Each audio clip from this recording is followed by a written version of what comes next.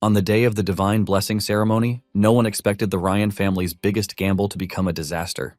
Young Lucas Ryan steps up to the altar with a sword said to belong to Vulcanus, the fire god. The moment the blade touches the altar, the sky changes color and the crowd holds its breath, sure a great blessing is coming. Instead, flames erupt around Lucas. His soul is scorched, the sword burns to ash, and Lucas collapses unresponsive as Julia cries and their father begs for answers. At the same time, in another world, our boy who has already lost his father keeps getting pushed around, but he still lives for his mother and little sister. On his way home, Truk-kun hits him and he feels himself fading out.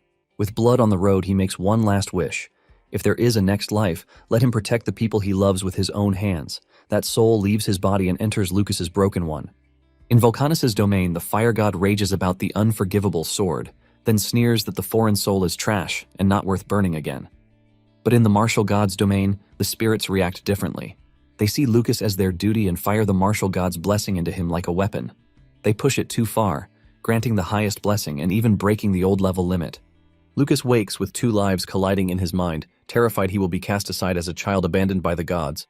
Then Julia rushes in, hugs him tight, and cries that everyone said he would never wake up. Lucas pats her head, steadies his breathing, and makes a quiet vow. Since he has been given another chance, he will protect what's precious, no matter what. To do this, Lucas looks into the sky, letting the martial god know that he is counting on him for help. Meanwhile, a certain demon that was turned into a statue suddenly comes back to life after she senses that the martial god is no longer present in this world. Blood drips down her body as she tries to regain her strength, and she realizes that she has just a little power left. Nonetheless, she doesn't mind because she is pretty sure that the world belongs to her and her emissaries as long as the martial god is no longer active. 9 years later, Lucas is seen at the family's estate. He is on his way to pick up his sister from training when he is ambushed. A thorn vine suddenly grabs onto him, and he immediately figures out the only person capable of this, and that person is Jeremy. Jeremy Ryan is the Ryan family's fourth child, and he is a magic student who received a level 5 blessing, basically making him Lucas's half-brother. Even Jeremy's attendant makes fun of Lucas, talking about how he has not been kicked out of the house yet. Jeremy then tells Lucas to stop coming to the backyard, saying it is reserved for the family members who can use magic. Jeremy even threatens to break a few of his bones so he can learn not to come to the backyard again. As he tightens the vine, Lucas screams out, telling Jeremy that his sister's magic practice is finished and she will be back soon. Lucas suggests that Jeremy let him go if he doesn't want to get charred. Jeremy is scared, but at the same time he makes fun of Lucas for relying on his sister to protect him. Jeremy tries to act tough, saying he is not scared of lightning, and he hasn't finished saying this when he gets struck by lightning, causing him to scream in pain before getting knocked to the ground.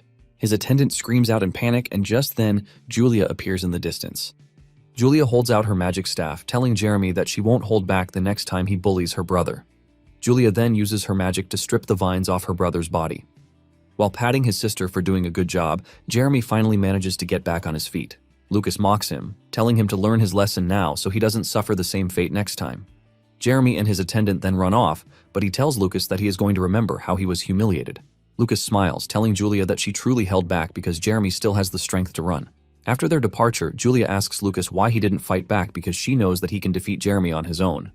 Lucas then reminds Julia that his true strength remains a secret between the two of them. In addition, he teases her sister, telling her that she will be the one to protect him, and Julia affirms this with a smile on her face. Lucas then narrates what happened the first day he woke up 9 years ago.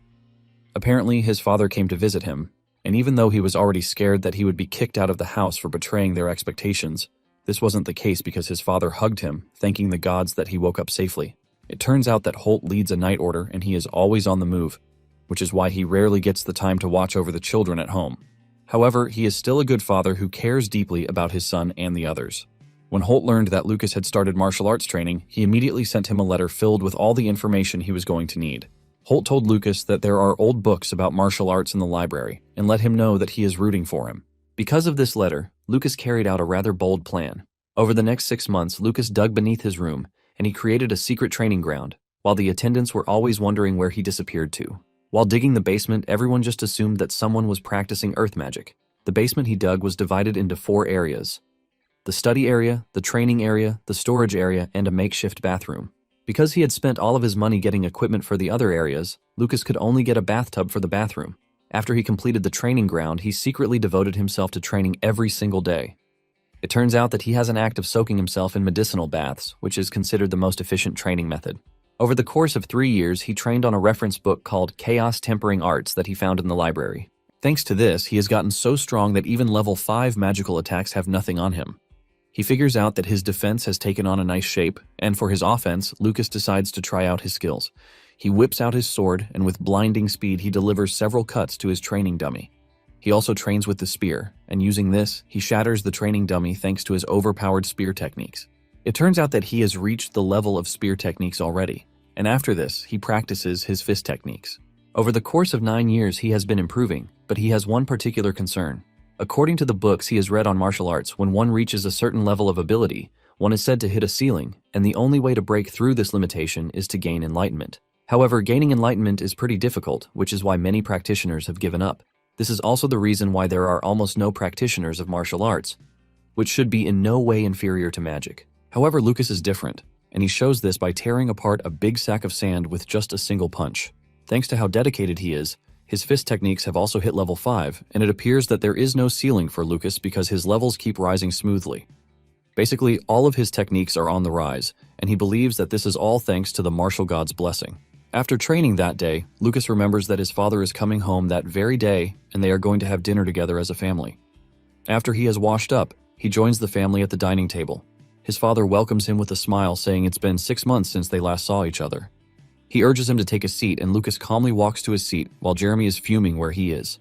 Holt then mentions that the Allen Magic School is opening a martial arts department, and as a special measure, his father has already applied for him. Holt admits that martial arts is difficult, but he believes that his son can do it, and Holt urges Lucas to prepare well for next week's entrance exam.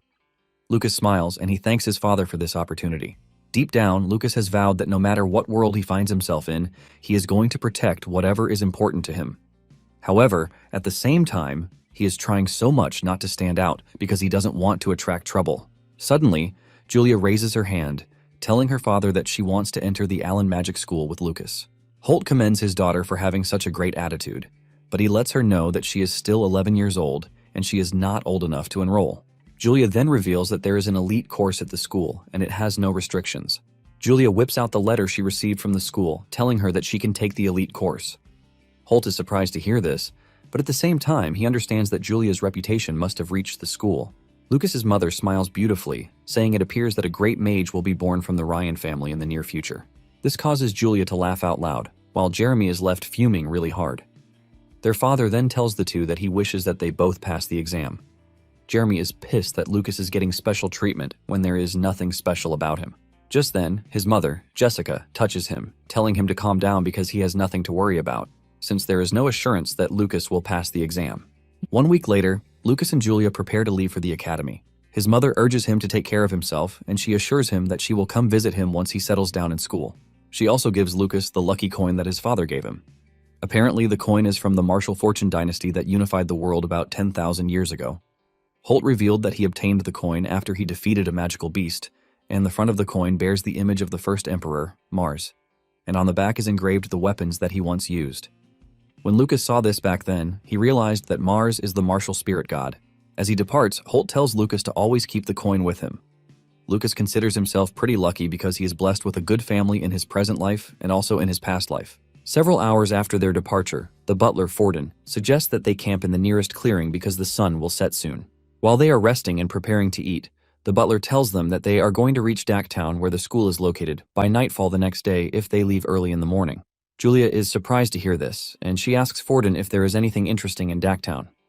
Forden lets her know that there is something to look out for because Dacktown is famous for the magical dodgeball tournament held every spring. In addition, he mentions that the town is famous as a gourmet town. When Julia hears this, she is already drooling because she imagines herself eating everything she wants. Suddenly, Lucas's senses kick into action and he realizes that 12 horses and 13 people are approaching them at high speed from 2 kilometers away. Lucas then asks Forden if bandits usually appear in the area, and Forden confirms this, but says the possibility of running into them is low. It turns out that Lucas is able to sense the danger thanks to the chaos tempering arts. Thanks to the incredibly sharp senses that he now has, he knows that he is not making a mistake. He analyzes the situation and realizes that they are greatly outnumbered, so he has to handle the situation very carefully. Lucas then gets on his feet, telling Forden that they need to prepare because a mysterious group is heading towards them at an incredible speed. The 2 soldiers with them are surprised because everywhere is pretty quiet, and they just assume that Lucas is messing around. Even Forden is surprised to hear this, but he still grabs his sword, telling the others to prepare their weapons. Even though Forden is a bit skeptical, he believes that it is better they are cautious than be sorry later. Moments later, bandits arrive on the scene, and this is when the soldiers realize that Lucas wasn't lying. The bandit leader excitedly rushes toward Lucas's group, talking about how they have found a new set of prey. They notice Julia and Lucas behind the soldiers and immediately deem the two as their targets. Forden angrily tells the bandits what happens when they touch nobles, but the bandit leader says he doesn't care. He then tells his boys to kill the soldiers and leave the kids alive. Forden and the soldiers then prepare to engage the daring bandits. The soldiers are able to initially hold their own against the bandits. Forden also decapitates a bandit that got too close to him and the kids. Even though Julia wanted to help, Forden tells her to leave the fight to him. Forden and the soldiers continue pushing back the bandits. But to avoid any real issue, Forden tells Lucas to escape with Julia. Suddenly, the soldiers get roasted by a mage's power. It turns out that the bandit leader is a mage, and this ultimately ruins whatever strategy Forden initially has. Forden becomes scared for the safety of the kids, and he screams at Lucas, telling him to escape with Julia into the forest. In that short moment of distraction, Forden gets cut in the chest by one of the bandits, immediately reducing his efficiency. The bandit leader then tells Forden that he is going to burn him alive for killing his comrade. However, Forden is not scared, as he is ready to lay down his life as long as it means protecting Julia and Lucas. Meanwhile, Lucas has realized that there is no way Forden would be able to win against the bandits because of the mage. Even though Lucas is willing to keep his abilities hidden, he remembers that Forden has been the kindest to him, aside from his parents. Because of how nice Forden is to him, Lucas now considers him family. And since he is family, Lucas decides that he cannot sit around and let his family be killed. Lucas then tells Julia to hide while he helps Forden, and Julia affirms the instruction. Lucas then makes his move, and even though he is outnumbered, Forden is still holding his own against the bandits. Just then, Forden gets exhausted, and he crashes to his knees. One of the bandits appears from behind and leaps toward Forden to impale him with his sword, but he suddenly loses his head out of nowhere. The bandits are shocked to see this, but before they know it, more of their comrades become headless from a high-speed projectile. No one knows where the projectiles are coming from, and, unknown to them, it is all Lucas's doing. Lucas is glad that he already upgraded his Gale Strike skill to level 4 while he was playing around, hitting flying birds with stones. Thanks to this, he knows that killing a mere level 1 bandit with a pebble is nothing but child's play. Pissed about how his comrades were all killed in an instant, the bandit leader raises his staff and fires off a large fireball at Forden to finish him. Forden can see the attack coming straight for him, but he is already too tired to dodge, and he also believes that a strange helper has shown up to protect the kids, so he can finally rest. Just then, Lucas appears before the fireball hits, and he cancels it out, shocking Forden, who never thought Lucas was this powerful. The bandit leader is also stunned to see his magic cancelled so easily. However, he believes that he still has time to fire off another shot, but Lucas lets him know that he has reached the end of the road, and he tears him to pieces with a powerful blow to his chest. After taking down the bandit leader, Forden is left questioning everything he just witnessed. He considers Lucas being able to kill a high-level mage a totally unprecedented event. However, Lucas just turns around to smile at the old man, telling him that it appears he has talent for martial arts. Forden is still celebrating with Lucas when they sense something sinister behind them. The piece of the bandit leader's body suddenly starts to transform into an ugly-looking creature that looks pretty dangerous. Seeing how terrifying the monster looks, Lucas concludes that he has to take it out as fast as he can because he can't allow Julia to see it. Lucas wastes no time leaping toward the monster, and he lands a punch, but it does absolutely no damage to the monster. The monster then launches a counterattack by hurling spikes at Lucas, forcing him to jump backwards. Surprisingly, the monster starts feeding on the bandits' dead bodies to power itself. Lucas wonders what sort of monster it is, and by using his all-seeing eyes, he is able to see the insignia controlling the monster. Before he knows it, the monster has grown to be a giant monster on all fours, and since physical attacks won't work on the monster, Lucas decides to try something else. Lucas imbues himself with explosive chi before lunging at the monster and delivering a powerful strike. This leaves a bright golden light that totally swallows the monster up and destroys whatever core is controlling it. After taking out the monster, Lucas sits down to catch his breath, and Julia comes rushing over to hug her big brother. Julia praises his brother, telling him how amazing he is for defeating the bad guys. Forden, on the other hand, is left stunned because he can't even understand what just happened. Just then, one of the bandits' horses starts neighing, catching their attention. They turn around to see a girl who has been tied up on the horse, shocking them. Meanwhile, the demon from 9 years ago is getting stronger, and she just got the signal that one of her emissaries has been defeated. She wonders who might have defeated the dude, but she decides not to worry herself too much about this, because she is more focused on recovering her power. Back at the scene, Julia learns that the girl they just rescued is Maya Rasta. When Forden hears the Rasta name, He mentions that he has heard it somewhere before, and Julia also says the same. Lucas then mentions that both the Rasta and Ryan families are nobles living near Dacktown. Julia confirms this, saying Lucas is right. Julia then asks Maya why she was attacked by bandits, and with tears in her eyes, she narrates her ordeal. Apparently several hours ago, bandits suddenly appeared and attacked her carriage, killing all of her guards. Even her maid tried to protect her, but she ended up suffering a terrible fate. Maya mentions that all of her efforts to tell the bandits that she is a noble fell on deaf ears. In fact, it appears that their goal is to abduct noble children. Julia then comforts her, telling her that she has nothing to worry about because the bandits are now dead. Later that night, after the girls have slept, Lucas asks Forden what he thinks about what Maya said earlier. Forden then mentions that bandits are habitual offenders because it appears that they have been targeting noble children for a while. Lucas then tells Forden that a demon might be helping the bandits because it is weird enough that they can use magic and also control the dead. Forden then tells Lucas that he has nothing to worry about because he is going to report the matter to Holt. Forden believes that the Rasta family would also be open to helping them once they report the situation to her. Lucas lets Forden know that he has a suggestion to make to avoid trouble in the future. The following day, they arrive at Dacktown, and Lucas tells Julia that there will be no sightseeing in the town to avoid trouble. Lucas says there might still be bandits in the area, and for safety's sake, it would be better if they go directly to the magic school. Julia is a bit disappointed, and Lucas tells her to understand the situation because it is for her safety and Maya's. Maya agrees with Lucas, but Julia remains in a bad mood. To please his sister, Lucas tells Julia that he is going to buy her everything she wants from the town's gourmet district once they pass through there. Julia is happy to hear this, and Maya is blown away by the closeness between the two. Forden then suggests that they open the window so that they can get a view of the town. Julia quickly agrees to this, and she is astounded by the beauty of the town. Even Maya talks about how lively the town is. Deep down, Lucas agrees with them because the town has the same atmosphere as the city he lived in during his past life. As they pass through the food center, Lucas buys his sister all the food that she wants, just as promised. Not long after this, they arrive at the academy's gate, and Forden lets them know that this is as far as he can go. Lucas tells Forden that he has nothing to worry about because he is going to protect Julia. Julia also jumps up in joy, telling Lucas that she is going to protect him too. Lucas eggs her on by telling her that he is counting on her. Lucas is left with tears in his eyes as he says farewell to the two. Maya, on the other hand, is pleased to have met Lucas and Julia because they appear to be two interesting siblings. In a quick revelation, Forden had told Lucas the night before that Maya was once his fiancée when they were younger. However, the engagement was called off after the incident that left Lucas talentless. When talking about the Allen Magic School, it is located south of Dacktown, and it is one of the 3 most prestigious schools in the Carmina Empire.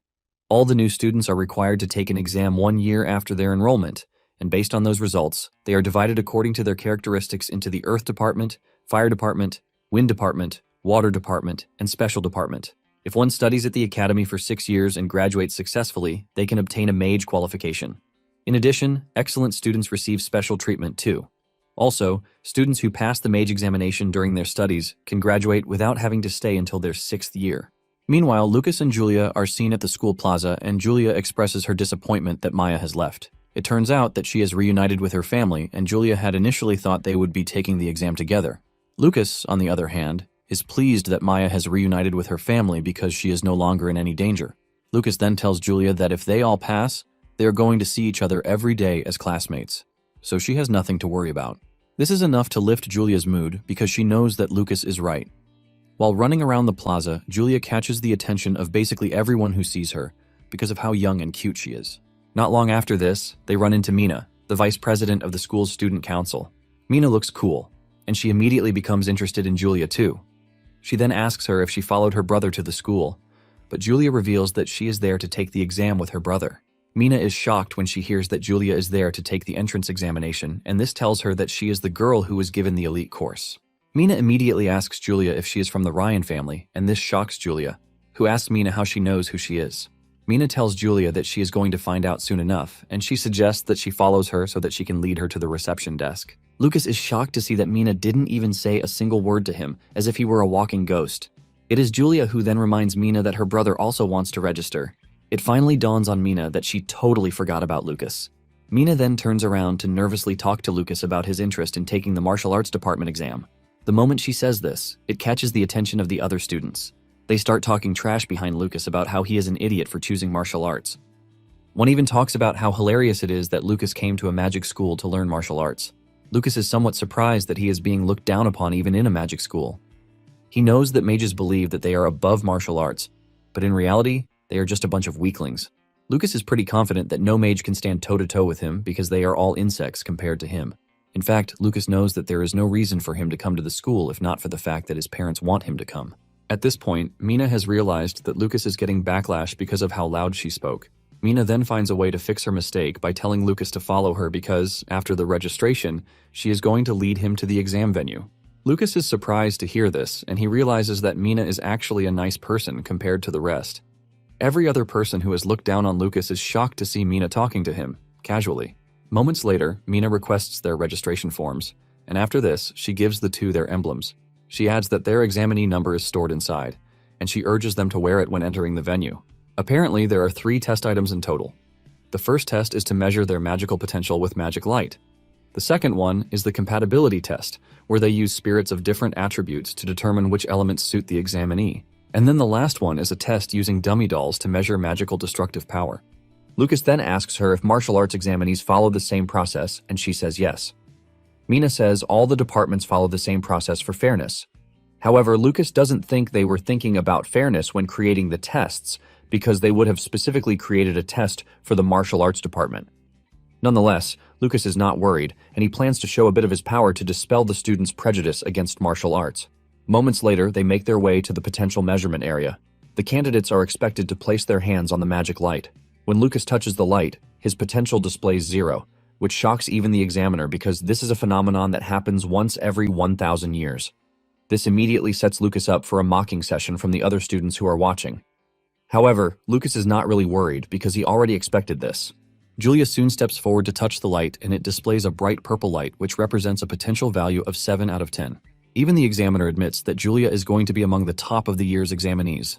While everyone else is surprised, Lucas is not really surprised because he knows what his sister is capable of. In fact, he knows that his sister is capable of more, and he tells her not to hold back. Julia acknowledges this and releases more mana into the orb, which immediately transforms into golden light, leaving everyone stunned. The examiner realizes just how talented Julia is because there was a student 2 years ago who also produced golden light, but she was much older than Julia. After Julia is done, she runs back to her brother with a big smile on her face, asking if she was amazing. Lucas pats her on the head, telling her that she is really amazing. Lucas even adds that she's going to become an archmage in the future. While the two are celebrating with each other, one of the candidates talks trash about Lucas, saying he is a talentless piece of trash who is a big brother to a genius mage. The dude's friend quickly covers his mouth, telling him to stop saying trash because they don't know what Lucas's sister might do if she hears. Lucas is pleased to hear this because everything is going the way he planned it. Lucas wants Julia to be in the limelight so he can lead a peaceful student life. Apparently, the past 3 years have been consistent efforts to enhance Julia's talent, and Lucas is glad that his efforts are paying off. Once everyone is done with the potential measurement, they are required to move to the spirit hut, and deep down, Lucas believes that the day to make his efforts bloom has finally come. The candidates are informed that they are going to undergo a compatibility test here. Just as expected, all of the spirits are swarming around Julia, shocking the other students. One of the students, who received a level 6 wind god's blessing, mentions his frustration that no wind spirit came to him during his test. Since all of the spirits are going toward Julia, they believe that this means she is compatible with all magical elements. It turns out that Lucas has a hand in what is happening, because he was the one who created a mage circulation technique skill for Julia, which has helped her raise her potential. Even though she is still level 2, Lucas knows that she has shown enough to pass the entrance exam. The examiner soon announces that Julia's compatibility is 90, which is the highest score among all examinees.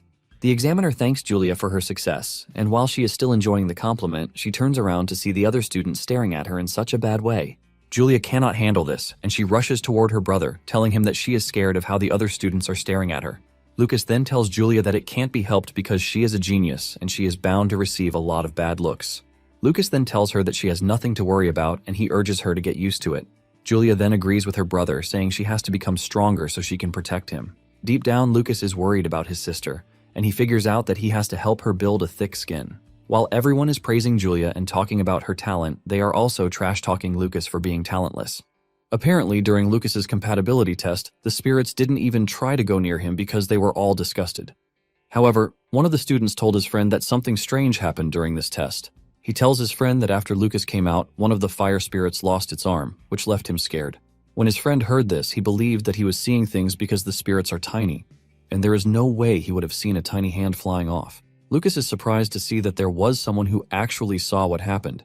It turns out that the dude was actually right because during the second test, the fire spirits displayed a bad attitude towards him, probably because he was rejected by the fire god.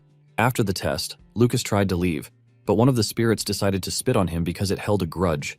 However, Lucas taught the spirit not to be arrogant by subtly tearing his arm off with a pebble. After they are done with the compatibility test, Lucas suggests that they head to the final testing area, and he asks Julia if she thinks she can take first place this time too. Julia humbly tells her brother that the first place is reserved for her as long as her brother doesn't go all out. Lucas smiles, telling Julia that he has no plan to go all out because he is planning for Julia to protect him. They soon arrive at the magic destructive power test venue, where there are several metal dummy dolls laid out for the test. Lucas overhears one of the students talking about how he plans to punch the doll with everything he has because he doesn't want Julia to take first place. Another dude mentions that there is a possibility of Julia totally destroying the doll, but the dude argues with this, saying it is impossible. The dude mentions that the dummy dolls are made of special metal with defensive magic, which means that they can withstand attacks below curse class. The dude is confident that Julia doesn't have what it takes to unleash said attack at her current age. Lucas takes a closer look at the dolls, and he admits that they look pretty sturdy, and he believes that it is his chance to test his level 6 skill. Lucas finally admits that it might have been a good decision to come to the school because he would get to play around with expensive equipment. Just then, Lucas hears some students behind them telling a girl, who just arrived, not to jump the line. The new girl activates her magic and stares at the leader of the protesters with such an overwhelming aura that fear creeps through her body. The new girl then walks over to Julia and Lucas, and she uses her mental magic on Julia, causing her to fear. Julia quickly hides behind Lucas, telling him that the new girl is scary. Lucas then asks the new girl who she is, and she replies that she is Iwa Miranda, granddaughter of Duke Miranda. The moment Lucas hears this, he figures out who she is. Apparently, the Miranda family is one of the 3 great houses of the Empire's northern region, and they are a clan that once produced a legendary mage. This basically means Iwa is the daughter of his mother's younger brother, Cyan Miranda. Once he knows who she is, Lucas asks Iwa how old she is, and she replies with a stern face that she is 15 years old. Lucas urges her to stop staring at him like a hawk because they are cousins. Iwa is shocked to hear this because she was never informed about having a cousin or cousins. She then decides to embarrass Lucas in front of everyone.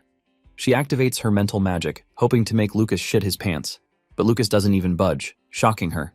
Lucas scolds her for using mental magic on the family she is meeting for the first time. Lucas mocks her, asking her what type of education the Miranda family is providing. Iwa is shocked that her magic didn't work because this was basically her best magic, but Lucas easily tanked it. Deep down, Lucas is surprised that Iwa believes she can control a strong-willed martial artist with such flimsy magic. Not long after this, Lucas is called forward for his test. After Lucas's departure, Iwa turns to Julia, telling her not to get cocky because she is going to take first place in the test. When Lucas stares at the leaderboard, he realizes that Iwa is in second place, and this basically means she is there to declare war on Julia so she can get first place. Lucas then concludes that he has to interfere because he needs his peace and cannot let Julia lose the first place position. Lucas then goes back to Julia to give her what he claims is candy. Julia excitedly collects it, believing that it is going to be sweet. However, it turns out to be a medicinal pill, which is super bitter. Lucas pats Julia on the head, telling her that it is a special magic medicine, which is made with rare ingredients, and he assures her that she is going to understand its effects soon enough. The examiner is forced to call on Lucas again, telling him to make his way into the test arena. Upon arriving at the arena, the examiner tells Lucas to attack the doll with his full magical power, and they are going to evaluate its destructive force to produce his final grade. Since he can't use magic, Lucas asks the examiner if he can use physical attacks instead. When the other students hear this, they start laughing at Lucas because he is seriously daring to take the test with a physical strike. They consider this a barbaric art and use that to talk down on martial artists in general. One of them believes that Lucas is just going to break his hand, and that will be the end of it. While they are all mocking Lucas, Julia hears this and stares at them with her side eyes, causing them to quickly rearrange themselves. Julia is pissed that Lucas told her to behave at the school because she would easily beat all of them up. Just then, Iwa asks Julia if it is true that Lucas can't use magic because Iwa can't believe that someone without magic is able to block her mental magic. Julia then tells Iwa that her brother really can't use magic, but he is still amazing. Nonetheless, Iwa believes that Julia has been tricked by her brother because there is no way a martial artist can do anything impressive. Suddenly, a loud bang hits the test area, shocking everyone present as they wonder what just happened. 2 minutes earlier, the examiner had told him that his method of attack didn't matter. Lucas acknowledges this, and he figures out that he should have enough power to deal with the dummy. Lucas then gets himself into position, and he dashes toward the dummy, landing a powerful punch that sends it into the distance. The dummy hits the wall and displays a golden light on its head. When Iowa sees this, she is ultimately shocked because Lucas's speed was comparable to high-ranking wind magic. In addition, the dummy glowed gold, which means the attack hit with curse-class power. Even the other candidates who were watching couldn't believe their eyes because there is no way a talentless dude is damaging a dummy. It then dawns on Iowa that she is the only one who noticed Lucas's true ability. Iowa could also sense that Lucas is trying to keep his abilities hidden because he is not even bragging about it. To the examiner, he assumes that the dummy malfunctioned, but he tells Lucas that he is going to give him the perfect score. Lucas thanks him for this and then asks where he should put the fallen dummy. The examiner lets him know that he doesn't have to worry about this because it is too heavy and they are going to move it with magic. Lucas then makes the peace sign to his sister through the screen after seeing that he managed to keep his strength hidden while also obtaining a score that is high enough for him to be granted admission into the academy. As the exams went on, everyone totally forgot about Lucas's power and focused on Julia's overwhelming talent. When Julia walked to the front to display her power, she unleashed red lightning, which is pretty powerful and second only to the gold thunder. The students are all impressed when they see this, and one of them even wishes that she could at least reach Julia's current level before graduating. After showing her extraordinary power, Julia sits down, totally stunned by what just happened. When it is time to grade her, the examiner announces that she scored 9.5. When Julia reunites with her brother, she talks to him about the red lightning, saying she could only produce purple lightning in the past, even when she was pushing at full force. Julia talks about how fierce the red lightning is, and unknown to her, the pill Lucas gave her earlier is what boosted her strength, but he decides not to tell her about it.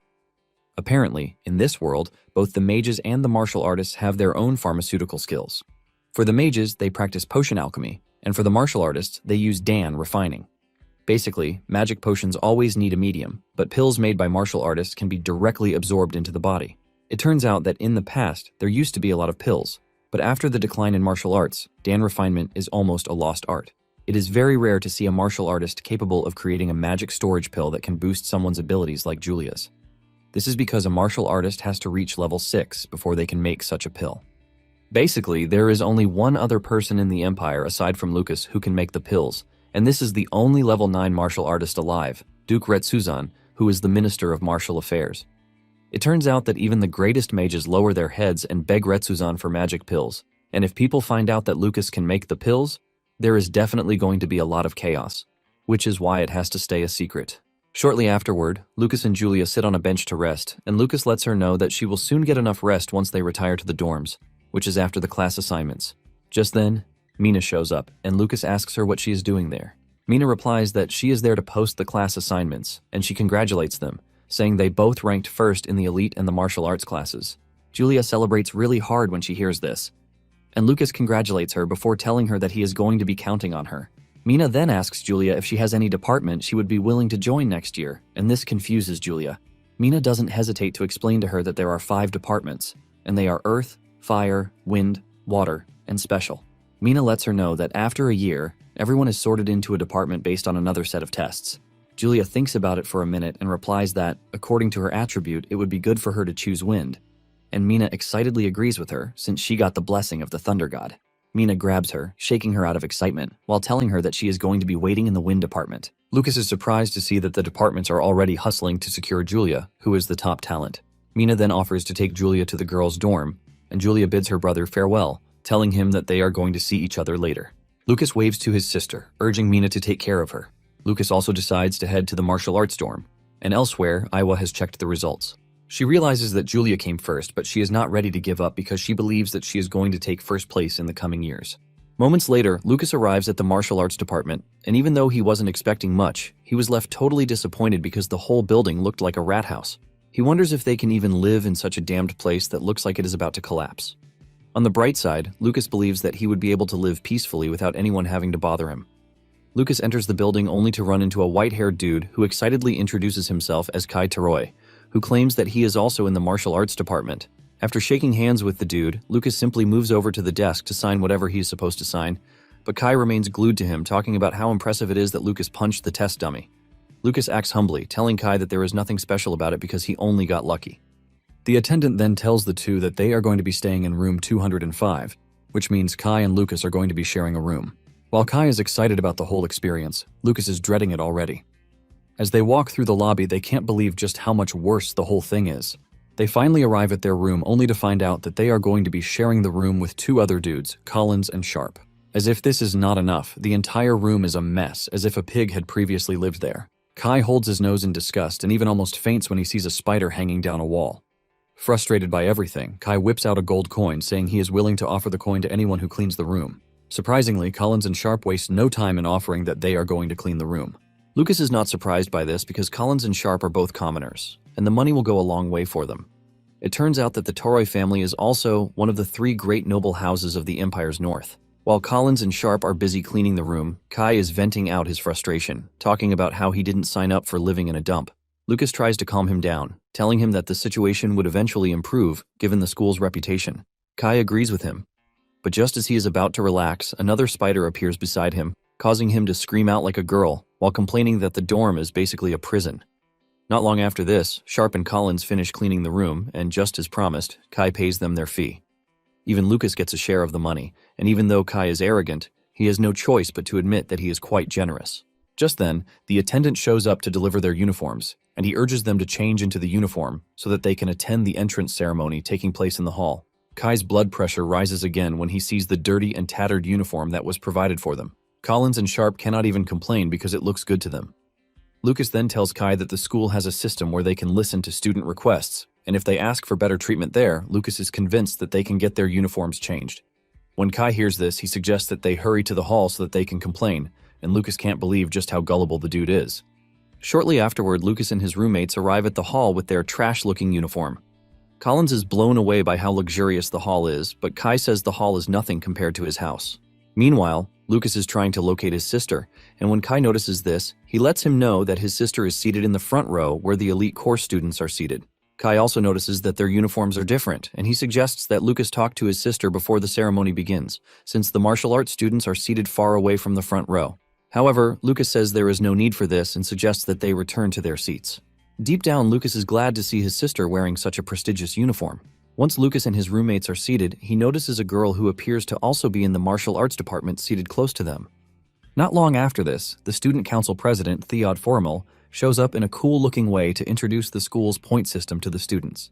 The students are all blown away by how cool-looking Theod is because he has also reached level 6 before graduation, which means he is a genius. Theod then starts by informing the students that the point system in the school is fundamental to almost everything, from the magic skills, precious books, subordinate magical beasts, and rare materials.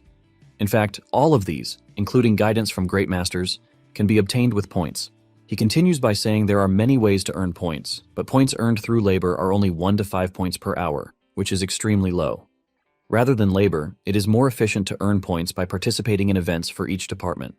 He mentions that the orientation being held for the new students that very day is prime earning time for current students.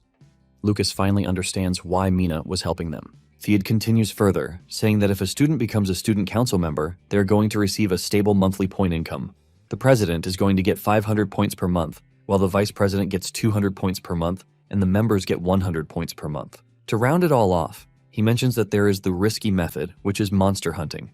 Apparently, there is a magical beast mountain range located behind the school. This mountain is famous for housing several magical beasts. Theod says if the students hunt beasts there and submit the materials, they are going to receive corresponding points. When Lucas hears this, he immediately becomes interested because he considers it a training ground made just for him. Several hours later, Lucas is able to sneak out of his room thanks to the effects of the tranquility incense that he lit up in the room, causing his roommates to sleep soundly. He's excited to visit the magical beast mountain range, and when he gets to the back of the school, he runs into a tall wall. However, this is nothing to hold a determined Lucas back. He easily leaps past the wall, and with excitement written all over his face, he lands in the magical forest. The first monster he comes across is a horned frog, and Lucas toys around with the monster before easily pulling out its horn, leaving it incapacitated.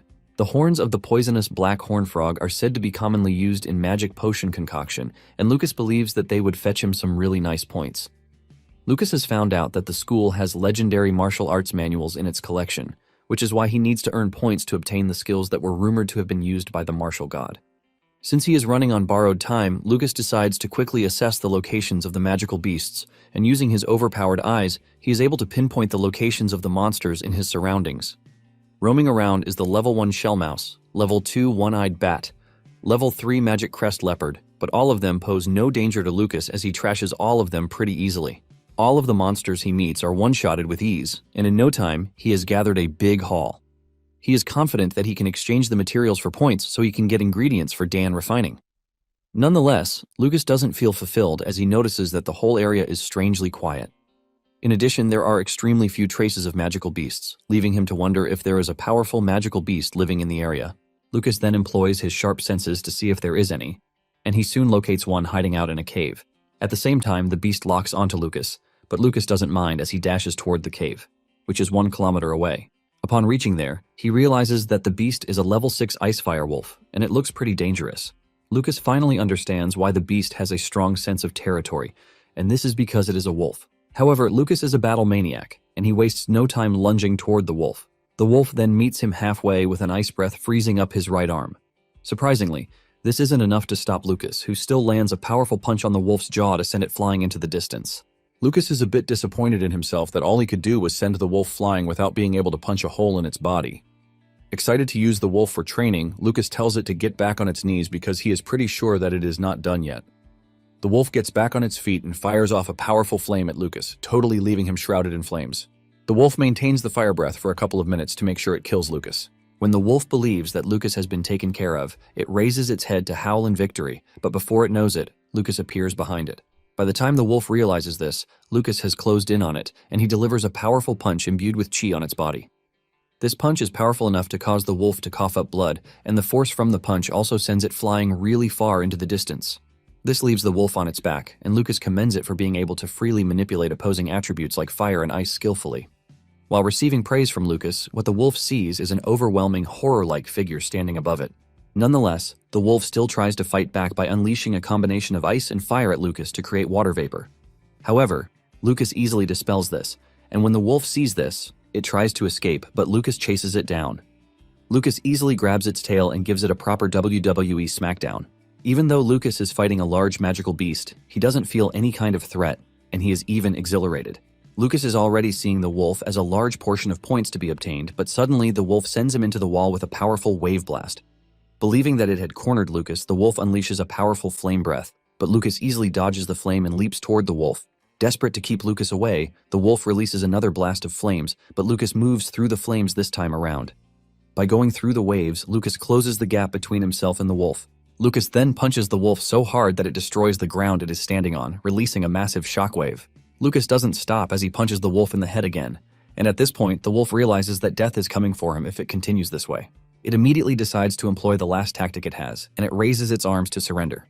The wolf then bows before Lucas before releasing a blue and red core. Lucas is surprised to see this because magical beasts in this world are sometimes born with a core inside their bodies. This is basically a rare magical material that becomes the beast's lifelong source of power. But if even one drop of human blood touches the beast's core, the magical beast becomes the human's subordinate. Seeing the wolf release its cores tells Lucas that it actually wants him to become his subordinate. Since the wolf has surrendered itself, Lucas decides to accept it as his subordinate. Lucas considers this a rare find because even among mages, it is rare to have a level 6 subordinate magical beast. However, Lucas believes that the wolf is not very intelligent because strong magical beasts are always proud and would never submit to humans. Just as the wolf wanted, Lucas cuts his blood and combines it with the cores, giving off a bright light. When everything settles down, the wolf swallows the cores again. Suddenly, Lucas hears someone calling him master, and he is confused. But the wolf lets him know that it is the one talking to him. It then dawns on Lucas that he can finally understand the wolf's words. Lucas is proud of the wolf, and he decides to call it Uru. Since he is now Uru's master, Lucas wonders if everything in the territory also belongs to him. Lucas wonders if Uru has collected anything useful over time, and just then, Uru tells Lucas to follow it because its treasure is located deep in the cave. Lucas arrives at Uru's supposed treasure room, and he finds a bunch of materials ranging from pelts to bones and even gemstones.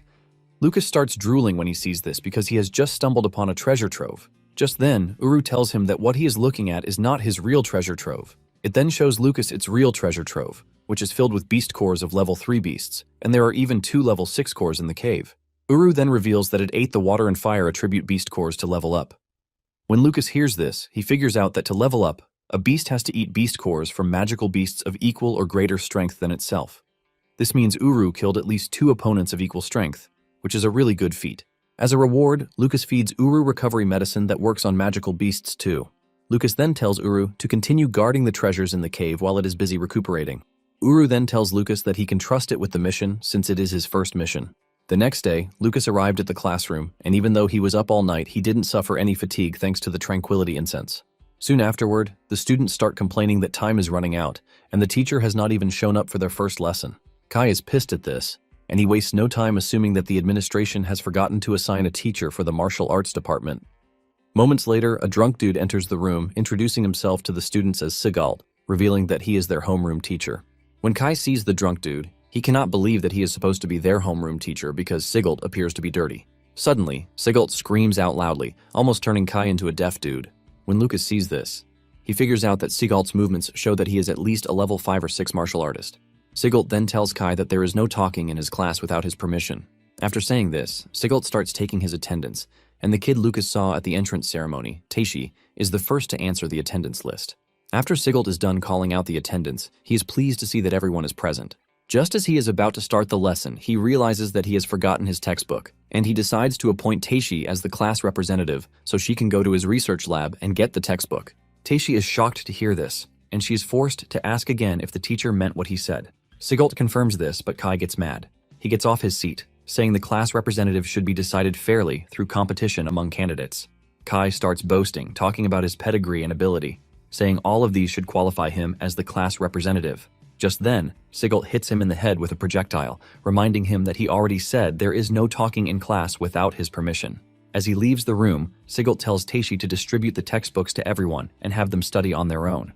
Teishi is proud of herself because not only did she pass the entrance exam, but she was also chosen as the class representative. Teishi then vows to change her fate with the opportunity she has been given. Meanwhile, Kai is still nursing his swollen head, and Lucas mentions that something is off about the teacher. Kai immediately agrees to this, suggesting that they report Sigald to the administration so that he can be fired. However, Lucas is left analyzing the situation, and he figures out that Sigald has suffered serious injuries before, which is why he moves the way he does. This leaves Lucas wondering just how strong Sigald was before he got injured. Lucas then tells Kai that he has no intention of reporting Sigald because deep down, Lucas is excited to see what Sigald has to offer. Several hours later, Kai and Lucas are seen in front of the cafeteria. Kai complains bitterly about how Sigald left them to self-study for hours. Kai considers Sigald an irresponsible teacher who even decides who is going to be their class representative. While Kai is busy raging about this, Lucas meets with his sister and he pats her on the head, asking her how her first class went. Julia reveals that her homeroom teacher, Linda, is such a nice person because she cheered her on to motivate her into becoming the class representative the following week. This only gives Kai more avenues to talk because class representatives are always chosen 1 week after enrollment. Julia is surprised that the class representative of the martial arts class has already been decided, and she asks Lucas if he is the one. However, Lucas lets her know that he is not the one. Lucas then suggests that they head to the cafeteria to eat because he heard that the cafeteria's food is pretty good. It turns out that meals at the school also follow the point exchange system, and new students who just enrolled without any points can exchange cash for points, but this is only once. Surprisingly, the exchange rate differs for each department. Julia ends up getting a really nice meal, which she consumes excitedly. Apparently, for 1 coin, other departments get 100 points, but the martial arts departments get just 10 points. Kai cannot believe that even the teachers discriminated against the martial arts students. One of the teachers tells the complaining martial arts student that status doesn't matter in the school because everything revolves around points. While eating the dry bread that he got, Kai concludes that enrolling at the school is more or less giving up on his human rights. Julia pities how bad Kai looks, and she even offers him her food. Kai shed tears as he declared that Julia is such a nice girl. Moments later, Maya shows up, and Julia suggests that they eat together, but Maya reveals that she has already eaten, so she is fine. Maya then mentions that she baked cookies as thanks for helping her the other day. She asks Julia if she is interested, and she excitedly accepts the cookie. Lucas also accepts the cookie, and he commends Maya's skill, saying the cookies are delicious. Kai, being Kai, jumps in to collect cookies, and after tasting it, he mentions that the quality rivals the Teroy family's special sweets. Kai and Maya end up getting to know each other, and Kai teases Lucas for knowing such a beautiful lady as Maya. Unknown to the dude, he just doesn't know Maya, but she was once his fiancée, and Lucas obviously cannot say. After Maya is done feeding them cookies, she leaves, and Lucas finally gets to breathe a bit. Lucas figures out that the cafeteria is basically a hotspot for meeting familiar faces. Just as he predicted, Mina soon shows up, and not long after this, Theod also moves around the cafeteria just to aura farm by flying around with his fire magic. When Lucas sees this, he realizes that Theod is a dude who likes to show off. However, Lucas has already lost all respect for him because after the entrance ceremony, he overheard the fact that Theod is only able to use level 6 magic thanks to medicine. Lucas is busy eating when he notices Sigelt exiting the cafeteria, and he wonders where he is going. Meanwhile, the teachers are also complaining about Sigelt's trashy behavior, but some sympathize with Sigelt because they know he only changed after what happened to him. Sigelt soon joins the other teachers and the headmaster. Once they are all present, the headmaster lets the teachers know that their agenda for the day is all about the magical beast taming tournament. It is no news that magical beasts frequently attack in the Carmina Empire, and because of this, taming skills are required. This also makes it an annual tradition for Allen Magic School's new students to participate in the magical beast taming tournament. Julia's homeroom teacher then reveals that over 2,000 level 1 magical beasts have been prepared for the competition. She suggests that they hold the tournament in the next 6 days just as they usually do. One of the teachers, Greg, then cuts in saying he is fine with holding the tournament in the next 6 days, but he believes that the martial arts students do not need to participate because they can't compete against magical beasts.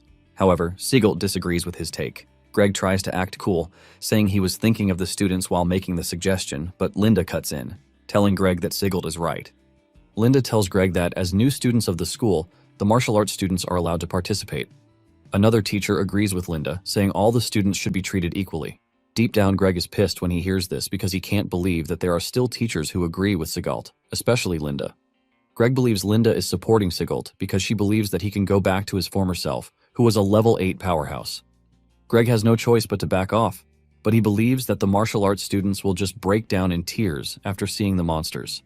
With everyone agreeing to it, the headmaster makes it official that the martial arts students will be participating. After the meeting, one of the teachers approached Linda, asking her if she was really okay with the martial arts students participating in the tournament because Greg kind of had a point in what he said.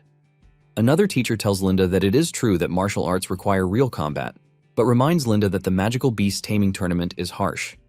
Linda then smiles, telling them that a long time ago someone taught her that a coward without spirit to overcome difficulties has no right to call themselves a martial artist, and this person is none other than Sigelt.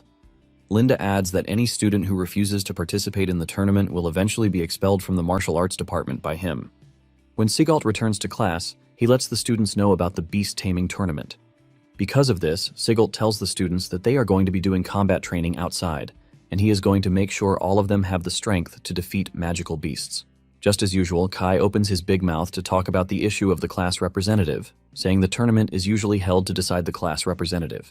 Since their class representative has been decided, he mentions that they have no reason to participate, but Sigelt hits him in the head again to silence him. Lucas, on the other hand, is thinking about the combat training, and he is worried about how he is going to hold back to make sure he doesn't blow away his sparring partners. Moments later, they report to the training grounds, and after observing Teishi for a few minutes, Lucas realizes that Teishi is pretty strong, and it appears that he is the only one even stronger than her in the class. This then tells Lucas that Sigelt knows what he was doing when he picked Teishi as the class representative. After hours of training, the bell for lunch finally rings, and Sigelt tells them that training is over. Kai thanks his stars because he is already excited about the whole thing. Collins and Sharp then reveal that they are heading to the cafeteria. Collins tells Kai that they are going to bring food for him, as promised. Sharp is shocked when he hears this, forcing him to ask Collins if he made another deal with Kai. Kai then reveals that he told Collins to bring back 2 points worth of food in exchange for 2 coins. This is basically a situation where Collins saves money and Kai saves points, so he considers it a win-win situation. Sharp is pained when he hears this because he would have jumped on the deal if he knew about it too. Collins smiles and then tells Sharp that he will leave him to take the next one. Deep down, Lucas sees Collins as a very smart dude because he is making pocket money properly while keeping human relations smooth. Kai then walks over to Lucas, talking about how smart he is because of the deal he made. He even suggests that Lucas follow his footsteps, but Lucas ignores the advice, leaving Kai in the cold. Kai initially wants to feel bad, but then he comes to the conclusion that Lucas has a sister in the elite course, so he doesn't even need to worry about points. However, Kai doesn't know he is totally wrong about this because without Julia, Lucas would still not go hungry. Lucas can easily step into the forest and just hunt down beasts to make himself a nice meal. While roasting meat on the fire, he remembers that Mina was trying to get close to Julia again. Because of this, Lucas figures out that he has to stay on guard to make sure that Mina has no ill intentions. Just then, Lucas notices that Uru is already drooling from looking at the meat being prepared on the fire. Lucas then decides to feed him because he is such a nice beast. Lucas then tells Uru that after he is done eating, he will have to spar with him in training, but he promises to go easy on him. Uru is already crapping himself when he hears this. Meanwhile, at the Ryan family estate, Holt notices that his wife, Catherine, is feeling sad because of the children, and since she is missing them that much, he suggests they go visit them. Holt mentions he is passing through Dacktown for work, so he is going to take her. Catherine is happy to hear this, and she hugs her husband, thanking him. Elsewhere at Count Grind's estate, a group of masked noble ladies is seen meeting, and one of them is Holt's second wife, Jessica. The leader of the group is none other than the demon lady, who is slowly gathering her power. She offers the ladies drinks, telling them that it is the new Jade Dream, and the moment they drink it, their whole body will start to glow. Unknown to them, the drink is none other than her blood, and knowing fully well that women will do anything to obtain the glass body, she uses this to her advantage. Once they have all consumed the drinks, she suggests that they start the day's game. Later on, the demon lady calls Jessica into her room to ask her questions about how Julia survived the bandits' attack. In Jessica's story, she tells the lady that it was Julia who defeated the bandits because she received a level 7 blessing. This is when it dawns on the lady that Julia inherited Miranda's family talent, but at the same time she doesn't think it is possible for a level 7 to defeat the bandit leader. The lady then asks Jessica if she would like to kill Catherine and her daughter so she can become the Baroness. Jessica confirms this while asking the lady what she is supposed to do to achieve this. Just like the evil lady she is, she immediately crafts her insignia on Jessica, ultimately putting her under her control. Back at the academy, Teishi informs her classmates that they are going to be continuing combat training that morning, and Kai and the others complain about how tedious the whole thing is. One student reveals that his whole body is sore, and another dude reveals that he couldn't even sleep all through the night. Teishi admits that the training is cruel, but she lets them know that it is all to improve their abilities, and because of this, she urges them to do their best. Meanwhile, Lucas's roommates are all fine, and they immediately assume that they are fine because they are tougher than anyone else. Unknown to them, they are hale and healthy thanks to the tranquility incense that Kai used in the room. Even Teishi assumes that Lucas and his classmates have good stamina because they all look fine. Moments later, training begins, and Kai pairs up with Lucas. Kai charges at him as usual, but Kai easily pushes him backwards.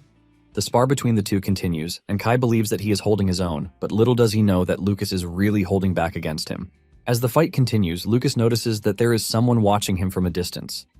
It turns out that he is right because there is an old man sitting under a tree in the distance, and he is watching everything that they are doing. Kai notices that Lucas is distracted, and he tries to use this opportunity to land a strike, but Lucas's reflexes are way above his level, and he easily dodges the punch, causing Kai to crash to the ground. However, Kai gets back on his feet, saying the fight continues until there is a definite victor. Lucas gets back into position, and he accepts the challenge. It turns out that the old man who was watching Lucas is known as Otani, and on his way back to the library he runs into Mina, who offers to walk him, but he refuses the gesture. It turns out that Otani has already figured out that Lucas is hiding his true abilities, and because of this, Otani decides that he is going to continue monitoring Lucas. Hours later, they finally get to finish combat training, and fortunately for them, Sigelt had taught them massage techniques. Thanks to this, everyone is able to relieve their tense muscles, and Lucas believes that this is a good deal, because everyone else will forget that only he and his roommates were energetic in the morning. Lucas then decides that it is time for him to build his new training ground. But to do this, he figures out that he needs to buy materials for the training ground.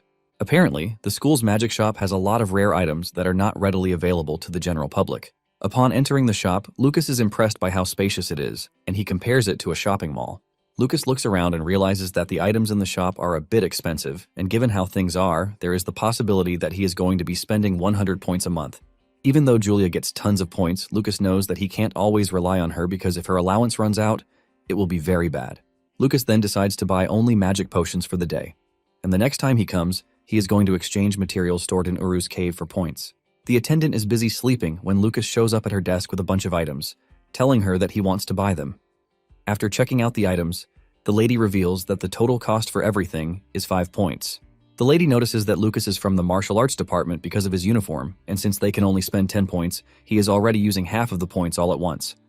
After Lucas is done paying, he proceeds to leave, but as he reaches the door, the lady urges him to be careful with his spending, because he might just regret it later. Lucas just smiles at the lady, telling her that the things he bought are not even enough, and he is still going to come back to buy more. At the same time, the lady is surprised that Lucas bought a lot of potion items when the martial arts class doesn't even make them. She wonders how Lucas is going to use the items, but she just assumes that Lucas is spending recklessly because he is a noble.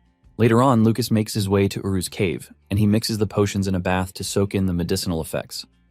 After he is done bathing, he realizes that there are still a few effects left, and it would be wasteful to throw away the water. At the same time, he can't just feed someone bathwater to drink.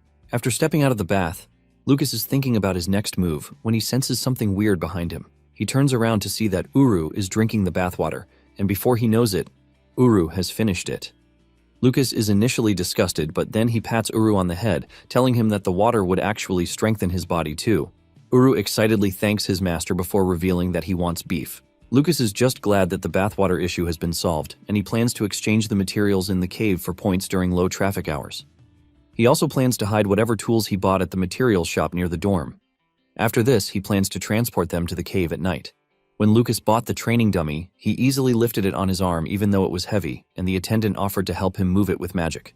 The teacher waves at him, calling him a good boy, while urging him to come back anytime he wants.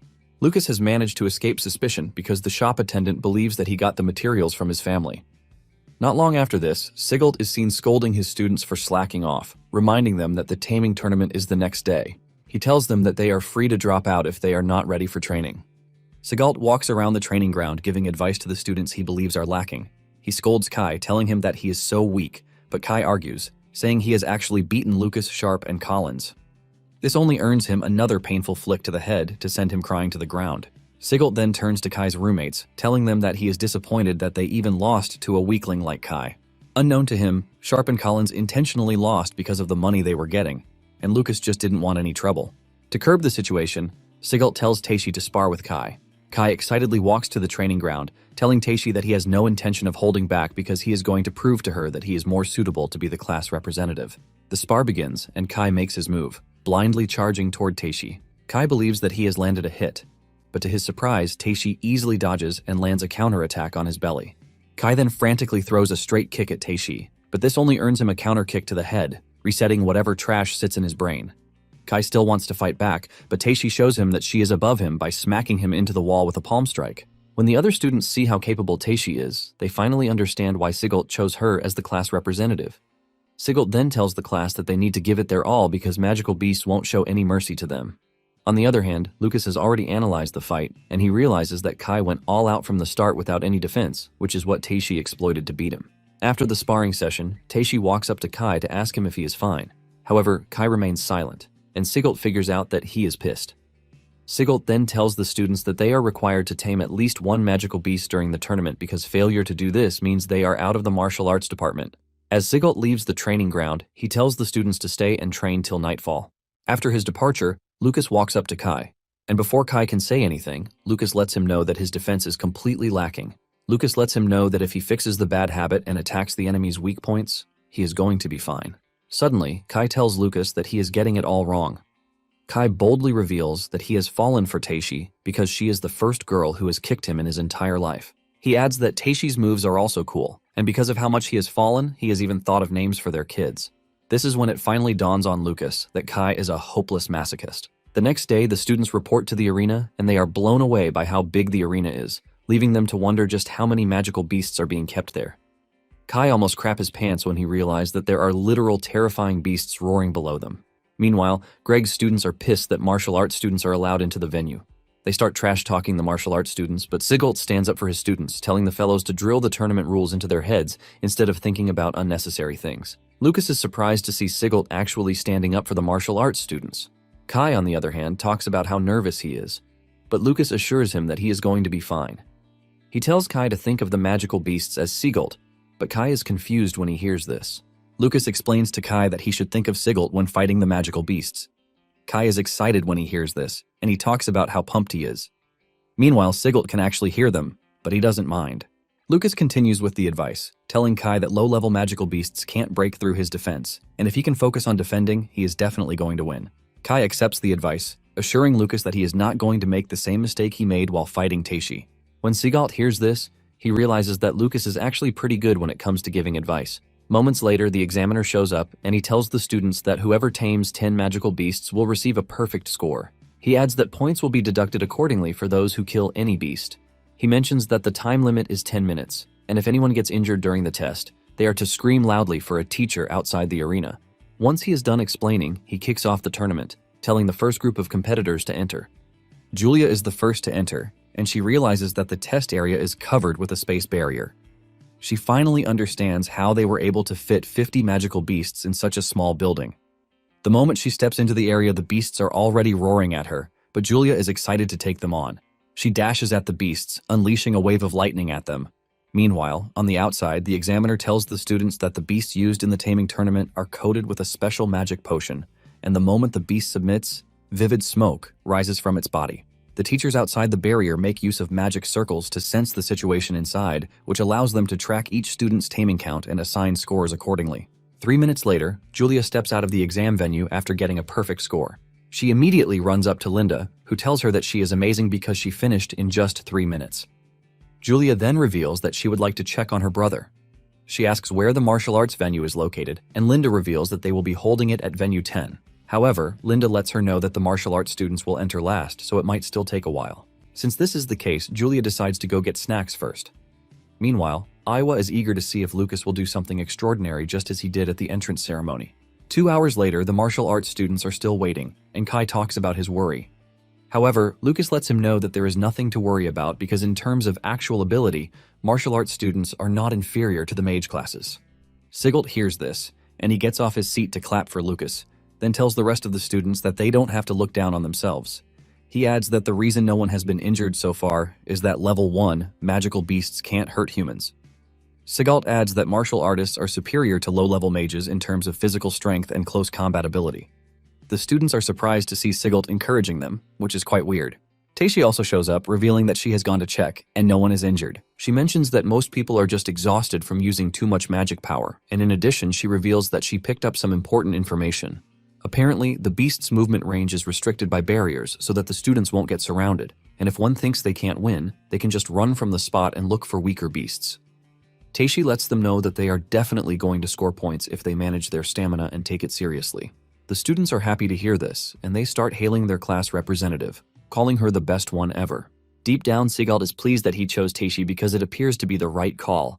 Just then, Greg shows up to mock the class, telling them that they can only get grades by using trash methods. Sigelt is surprised to see Greg, and he asks him what he is doing there. Greg scornfully reveals that he is there to tell them that the martial arts department will be entering shortly. As he walks away, he mocks the students, telling them to work hard because the department might just disappear. He even adds that he doesn't mind if the martial arts department disappears because the department shouldn't have been established in the first place. Lucas is pissed when he hears this because he sees Greg as part of the same people who bullied him in his past life. Lucas then gets off his seat, and he tells Sigelt that he would like to enter the venue first, since he was ranked first in the class at the entrance ceremony. Sigelt lets him know that he can actually have someone else go ahead if he is nervous, but Lucas insists that he wants to be the first to enter. Lucas assures them that he is definitely going to get excellent results to take a dig at those who mock the martial arts department. The rest of the class is glad to hear this, and they cheer Lucas on, telling him to get it done. Sigelt was impressed to see this because the students had completely changed from their timid selves. 10 minutes later, Lucas enters the venue for the exam, and the moment he steps in, he realizes that there is a detection magic circle hanging above the space. He figures out that if he avoids the detection circle while he is moving, he won't have to worry about the teachers knowing what is happening inside the barrier. Lucas also knows that the moment a beast recognizes one as its master, their souls connect, making communication possible. This also allows for the temporary use of the beast's abilities. Uru is playing around in the cave when he notices that Lucas is using his power even though he is substantially stronger than Uru. The moment Lucas clouds himself in Uru's aura, the magic beasts start running for their lives, believing that they are under attack from a high-level magical beast. It turns out that it is Lucas's plan to mentally corner the magical beasts to crush their will to fight. And this is going to be possible by making them think there is a high-level magical beast in the area. Lucas is glad that Uru's power is coming in handy, which is ultimately causing the magical beasts to submit pretty easily. However, Lucas is not ready to step out until he makes all of the beasts in the venue submit. In addition, he blocks the magic potion smoke from leaking outside. After making an owl beast submit, Lucas tells it that they are going to see each other again later. But deep down, the beast is already crying because it never wants to see Lucas again. 5 minutes later, Lucas still hasn't gotten a point, and Kai is worried that Lucas might not be able to get it done. However, Julia shows up, telling Kai that he has nothing to worry about because Lucas will definitely get a perfect score just like she did. Seeing how things are going, Greg quickly rides the moment to make fun of the martial arts students, telling them that they are too weak to even beat the lowest level magical beasts. Greg says this is exactly why mages are superior, but Julia cuts in, telling Greg not to make fun of her brother. She admits that her brother might not be able to use magic, but he is definitely amazing. Greg is surprised to hear a mage defending a martial artist, and he believes that Linda's poor judgment is already rubbing off on her students. Greg then tells Julia that she might argue all she wants, but in the end, the result will speak for itself. Just then, the announcement comes on, telling everyone that Lucas has earned 1 point. Kai is glad to hear this because this means Lucas will be able to remain in the martial arts department. Greg still mocks them for celebrating 1 point because the highest point his class got was 5 points. Suddenly, the announcement comes in that Lucas has successively earned 4 more points, giving him 5 points in total. Greg almost loses his mind when he realizes that a martial arts student just got the same 5 points as the highest score in his class. Meanwhile, in the venue, Lucas figures out that he has been able to intimidate all of the beasts, which means his classmates can easily score points. Since he is done with this, he concludes that the last thing on the list is getting a perfect score. Lucas then runs a rampage against the beast, easily taming all of them until he gets the perfect score, which is 10. Greg's mouth is left wide open when Lucas actually came out with the perfect score, looking really sharp. Julia celebrates her brother's win, but she is not entirely surprised because she knows the type of person her brother is. Julia then rushes over to hug her brother, who pats her on the head. Greg immediately raises an argument, saying there is no way a martial arts freshman can make 10 magical beasts submit. Greg then turns to Sigalt, asking him if he did anything to sway the result in his favor. Sigalt is about to defend himself when the chief examiner steps forward, asking Greg if he is trying to say that he is a crooked examiner who accepts bribes and condones fraud. The moment Greg hears this, he realizes that the examiners are people he would not want to have issues with because of how capable they are. Greg then swallows back his statement, saying he didn't mean it that way.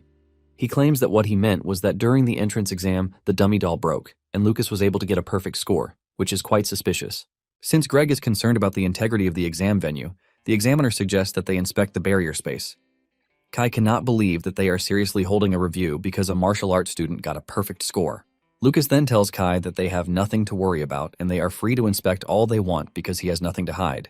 10 minutes later, the examiner opens the barrier space and the beasts immediately make an effort to escape, but they are all restrained. The examiner admits that the beasts are agitated, but they are not weakened enough to change venues.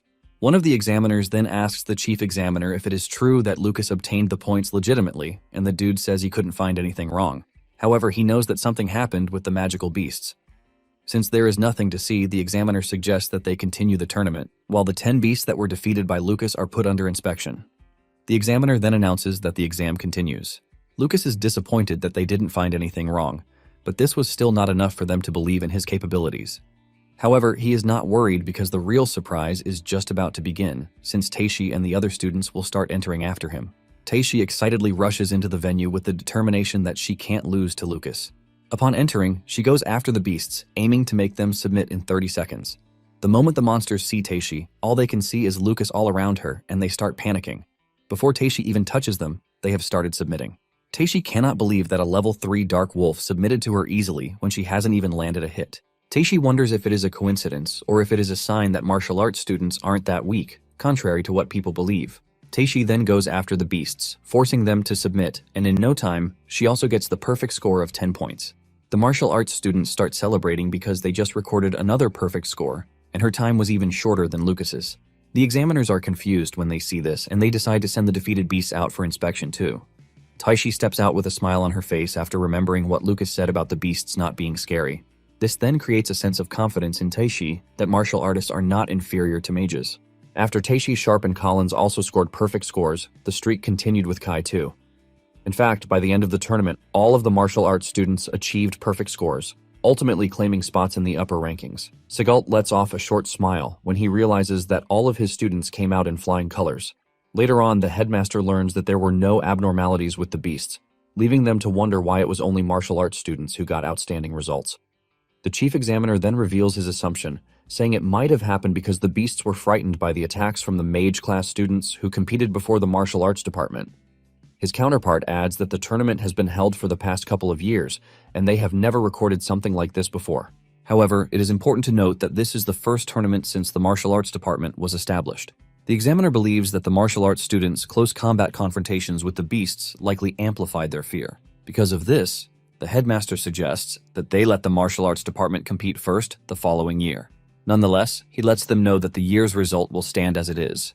Greg bursts into the room arguing that this only means the martial arts department will push aside the mage classes and tie with the elite course for first place.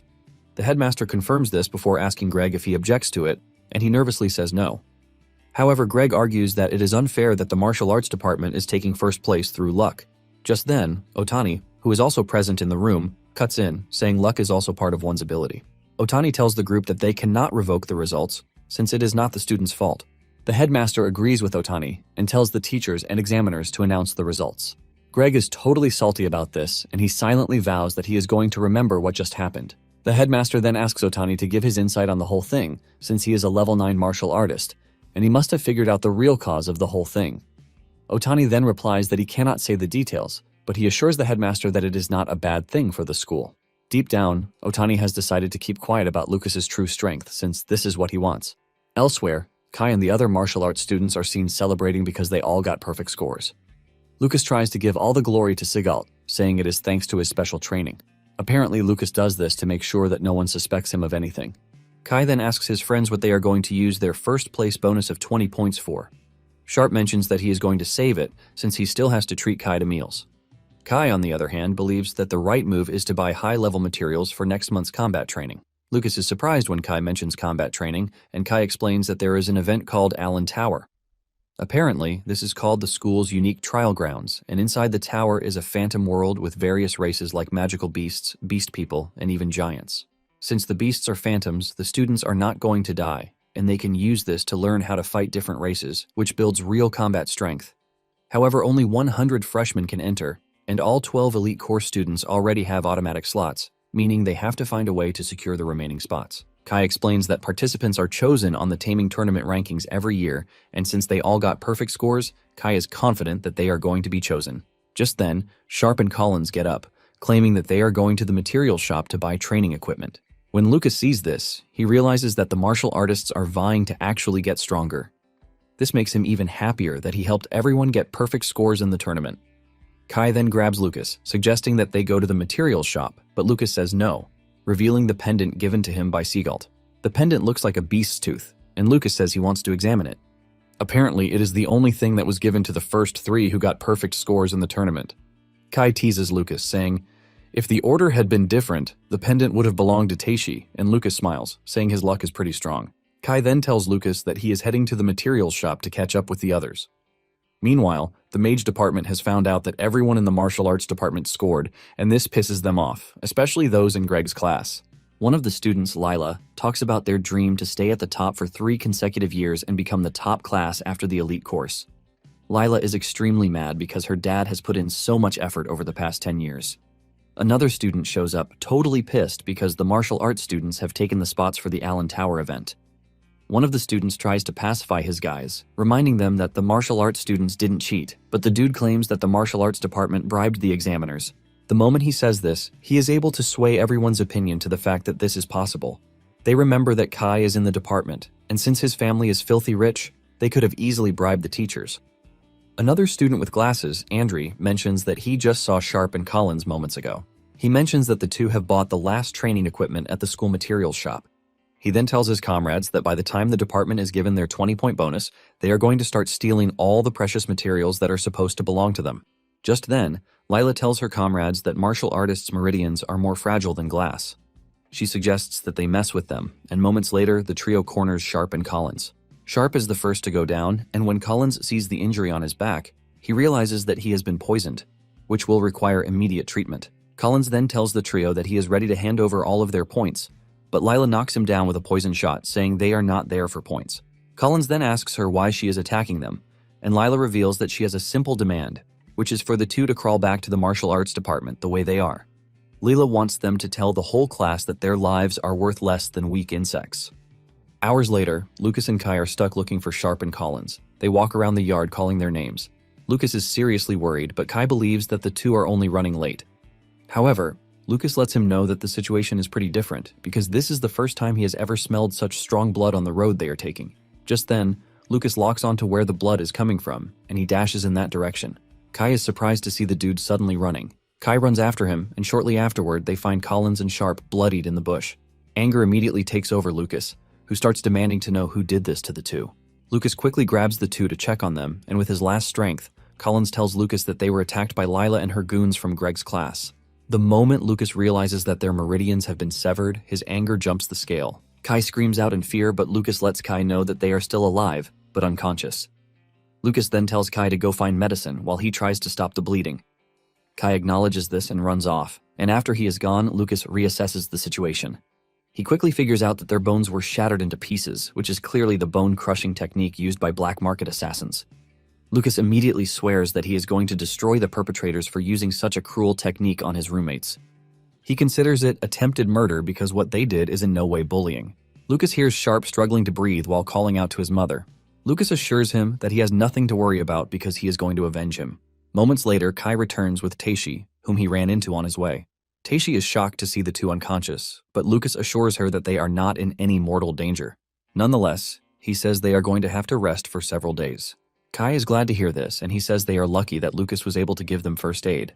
Teishi angrily reveals that she will be going to the student council the next day, but Kai thinks this is a waste of time because even the teachers are turning a blind eye to whatever happens to them. However, Lucas replies that he doesn't care, and the moment he says this, his expression totally changes. Teishi notices this, and she realizes that Lucas has changed from his usual gentle self into something scary. Lucas confidently declares that he is going to make sure he settles the grudge no matter what. The next day, Lucas heads to the student council room to tell Theod that they would like a duel with students from Greg's class. Lucas lets Theod know that an apology will be demanded if they win, but if they lose, they are going to hand over their S-rank bonus instead. Theod then casually replies that there is no proof that Greg's students are the culprits. He also asks Lucas if he is talking about the pendant when saying S-rank bonus. Theod throws down the pendant, saying it is worthless. Theod then suggests that they bet something more valuable if they really want a duel. Kai almost loses his mind when he sees the pendant on the floor, but Lucas stops him from overreacting, and he asks Theod what he would like them to put on the table. Theod wastes no time suggesting that they give up their Allen Tower qualifications. He mentions that the losing side will completely lose their entry into the Allen Tower, and Lucas immediately agrees to this. After coming to an agreement, the duel was scheduled for 2 days later, and this immediately attracted the attention of all the students. The freshmen who were not happy with the martial arts department securing Allen Tower slots wasted no time cheering for Greg's class. In fact, Greg also commends the trio who had attacked Sharp and Collins. Meanwhile, Sigelt remained silent all through, but made sure he intensified the combat training. On the day of the duel, the students are already present at the arena, and just as expected, most of the students are there to support Greg's class. Lila opens her loud mouth as usual, telling Lucas that there are many people watching, and he is free to back out before they are disgraced in the arena. Lucas simply replies that they have no idea how the match is going to turn out. The referee then tells both sides to prepare for the duel. Kai is the first to step into the arena to represent the martial arts class, and he is going up against Andre.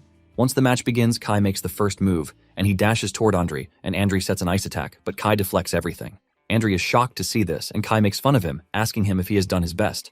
Unknown to Kai, Andre has already set a trap for him, and he is counting on the fact that Kai is a dullard.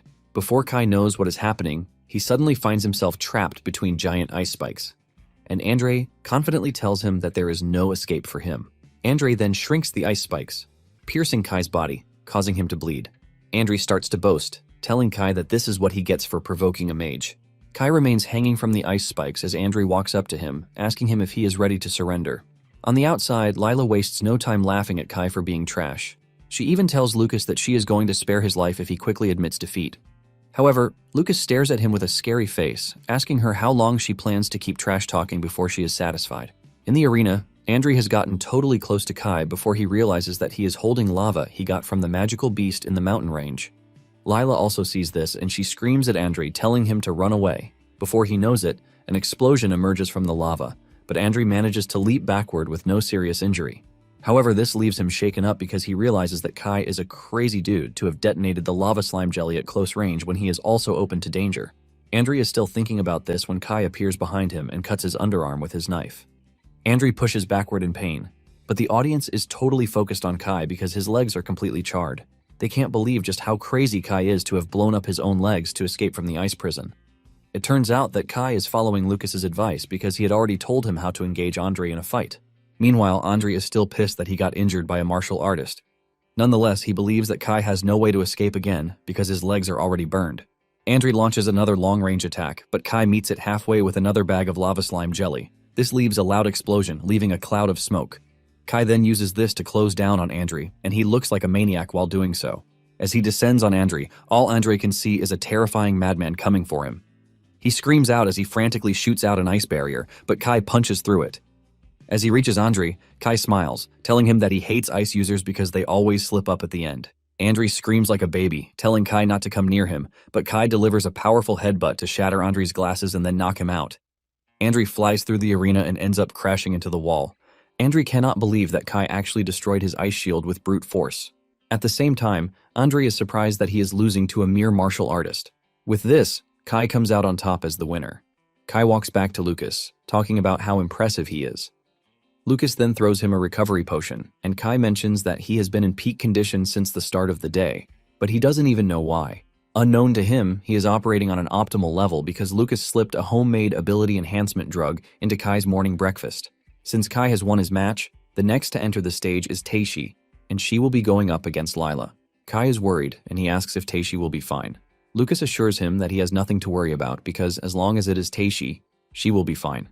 In the arena, Lila believes that Andre lost because he was holding back against Kai, since he is from the Taroi family. This only makes Taishi angry because she can't believe that no one is ready to accept the fact that Kai won through skill. Taishi is thinking about this when Lila hurls a surprise attack at her. Taishi manages to dodge the attack, but she knows for sure that she would have been torn to shreds if she had been hit. Lila then starts talking about how martial artists care about moral principles, but she lets Taishi know that mages only care about results. Lila launches another wave of attack, but Taishi is fully ready this time around. She easily breaks through everything Lila throws at her and closes down on her at full speed. Taishi hits Lila on the face, shocking her. She can't believe just how fast Taishi is, even though she is just level 1. Before Lila knows it, Taishi has grabbed her hand, while she is ready to school her on principles. Taishi squeezes her arm while telling her that martial arts value human life compared to trash mages. Before Lila knows what is happening, Taishi has delivered several fast blows to her body, and she is making sure to target the meridians. By the time Taishi is done with her, everyone is left stunned. Lucas is impressed, and he is glad that he wasn't disappointed by Taishi. Lila ends up passing out in the arena, and the second victory also goes to the martial arts department. It turns out that Lila even had poison needles with her, but Taishi never gave her the chance to use them. Apparently, Theod was the one who permitted it, and when Mina hears about it, she is pissed. But Theod downplays this, saying nothing bad actually happened. The whole arena is already in chaos, as no one expected the martial artist to be dominating. Even the third student who wants to go up against Lucas is worried because they are the ones getting humiliated. Nonetheless, he thinks he has a chance because of the dangerous technique he knows. Moments later, the third match begins, and Lucas's opponent dashes toward him at great speed. Apparently, he is trained in physical techniques, which is why he believes that he has a chance. In fact, he is confident that Lucas will not be able to track him down because of how fast he is. Taishi notices that Lucas is not moving, which means he is focusing on defense instead of recklessly attacking. Even though Lucas is not going to show his true abilities, he decides to see what his opponent has under the hood. Lucas shocks the dude by suddenly appearing in front of him with a punch aimed straight for his head. Lucas intentionally misses, allowing his opponent to leap backward. The dude then throws his knife into the distance. Fear creeps through the dude's body when he senses the scary aura coming from Lucas's body. However, the dude already has a plan cooked out. He activates his secret plan and recalls the knife he previously threw into the distance, and as it returns, it cuts Lucas on the neck, but Lucas doesn't even budge. The dude starts boasting about his bone-crushing technique, saying no one can withstand it. He goes after Lucas again because he sees that he is not moving, while boasting that he is going to shatter every bone in his body. Just as he gets close to Lucas, Lucas suddenly moves to the side, telling him that he is not going to go unscathed. The dude is shocked that his technique didn't work, and Lucas can still move. Meanwhile, Kai is worried that Lucas is still struggling, and he believes that something is wrong. Lucas's opponent then creeps up behind him, believing that he holds all the cards. Just as he is about to push his knife into Lucas's neck to finish him, Lucas grabs his arm, telling him that he has had enough, and it is finally his turn. Lucas then smashes the ground with one leg, releasing a cloud of dust to cover them. The dude gets scared when he sees the amount of force Lucas is able to generate with just one leg. With the dude in Lucas's range and the dust obstructing external vision, Lucas lets him know that he no longer has to worry about anyone seeing what is about to happen. The dude still thinks he has a chance, but Lucas slams him into the ground and stabs his hand with his own dagger. The dude screams out in pain, and Lucas asks him how he feels now that he is getting stabbed by the same weapon he used against Collins and Sharp. Lucas then continues punching him around like he is a toy, and it soon dawns on the dude that he can't use magic, which means Lucas's last attack severed his magical meridians.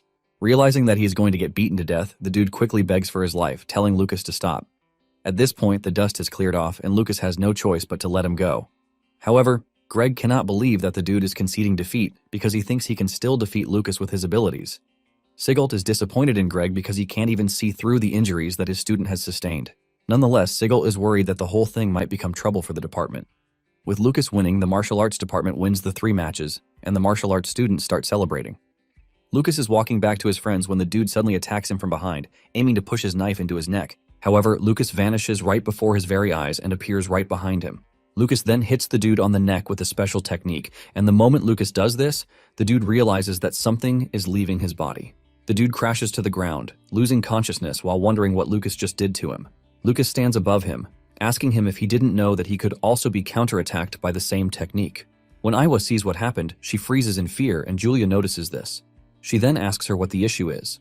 Apparently, Iwa recognizes the technique that Lucas just used as the Meridian Severance technique, which is an advanced technique from the ancient texts. It turns out that no martial artist in the Empire has been able to use the technique in the past 100 years. This further leaves her wondering just who Lucas is. After the match, the martial arts students are seen celebrating their win, and they finally have the bragging rights, calling mages cowards, who only rely on surprise attacks. The students are now confident that they have what it takes to challenge mages to a duel. Suddenly, Sigelt shows up, telling the students that they are already overestimating themselves because he has always told them not to get cocky. One of the students argues that they also won the taming tournament. Sigelt then tells the students that the department was only able to win because the magical beasts were under intense stress from prolonged attacks. Sigelt concludes that what they had was luck. However, he admits the duel was won through skill. But he says only those who participated in the duel have incredible talent. Since this is the case, he asks the group if they are willing to continue living their lives depending on the strong ones. Sigelt asks them if they are willing to remain weak and susceptible to attack, just like Collins and Sharp. He lets them know that they are never going to become strong if this is how they want to live their lives. As he walks away, Sigelt tells them that it would be better for them to quit immediately if that is how they want to live their life. Sigelt's words sink deep into the students, and as they all vow that they are going to get stronger to prove themselves. Lucas cannot argue against this because he knows that the teacher is right. It is good for them to have confidence as a martial artist, but at the same time, having confidence without training is no way to improve. Sigelt then runs into Linda, who commends him, saying he is starting to act like a proper homeroom teacher. Sigelt then says he is only doing this to prevent the kids from ending up the way he did. Sigelt asks Linda what she wants, and she shows him an envelope containing the details of what happened to Lucas's opponent. Apparently, his meridians have burst like a spiderweb pattern, which is similar to the ancient forbidden technique, Meridian Crusher. The dude is seen in the infirmary writhing in pain because he has lost all access to magic. The dude's father soon comes to the school, raging about how his son can never use magic again. He demands severe punishment for the perpetrators by disbanding the martial arts class. Just then, Sigel enters the room, telling the man that he is right to demand punishment against the perpetrators because the magic Lila and her goons used during the duel perfectly matches the one used on Sharp and Collins. Sigelt says this basically makes it clear that Lila and her friends are the culprits who severely injured his students. Sigelt then tells the headmaster to punish Greg and his students because they are the perpetrators in this situation. Greg is surprised that Sigelt is bringing up the issue at the weirdest possible time. Greg cuts in, telling Sigelt not to change the subject, saying they are currently discussing who is responsible for his student Break being hit with the forbidden technique. Sigelt then replies that it hasn't been confirmed to be the forbidden technique yet, since Meridian Crusher isn't something a rookie martial artist could possibly wield. The son's father secretly agrees with Sigelt because he believes that there is no way an incompetent person like Lucas, who was rejected by the gods, could control an ancient forbidden technique. Greg then argues that an advanced martial artist can actually wield the technique. And looking back at the whole thing, Greg says the only advanced martial artist at the arena was Sigelt.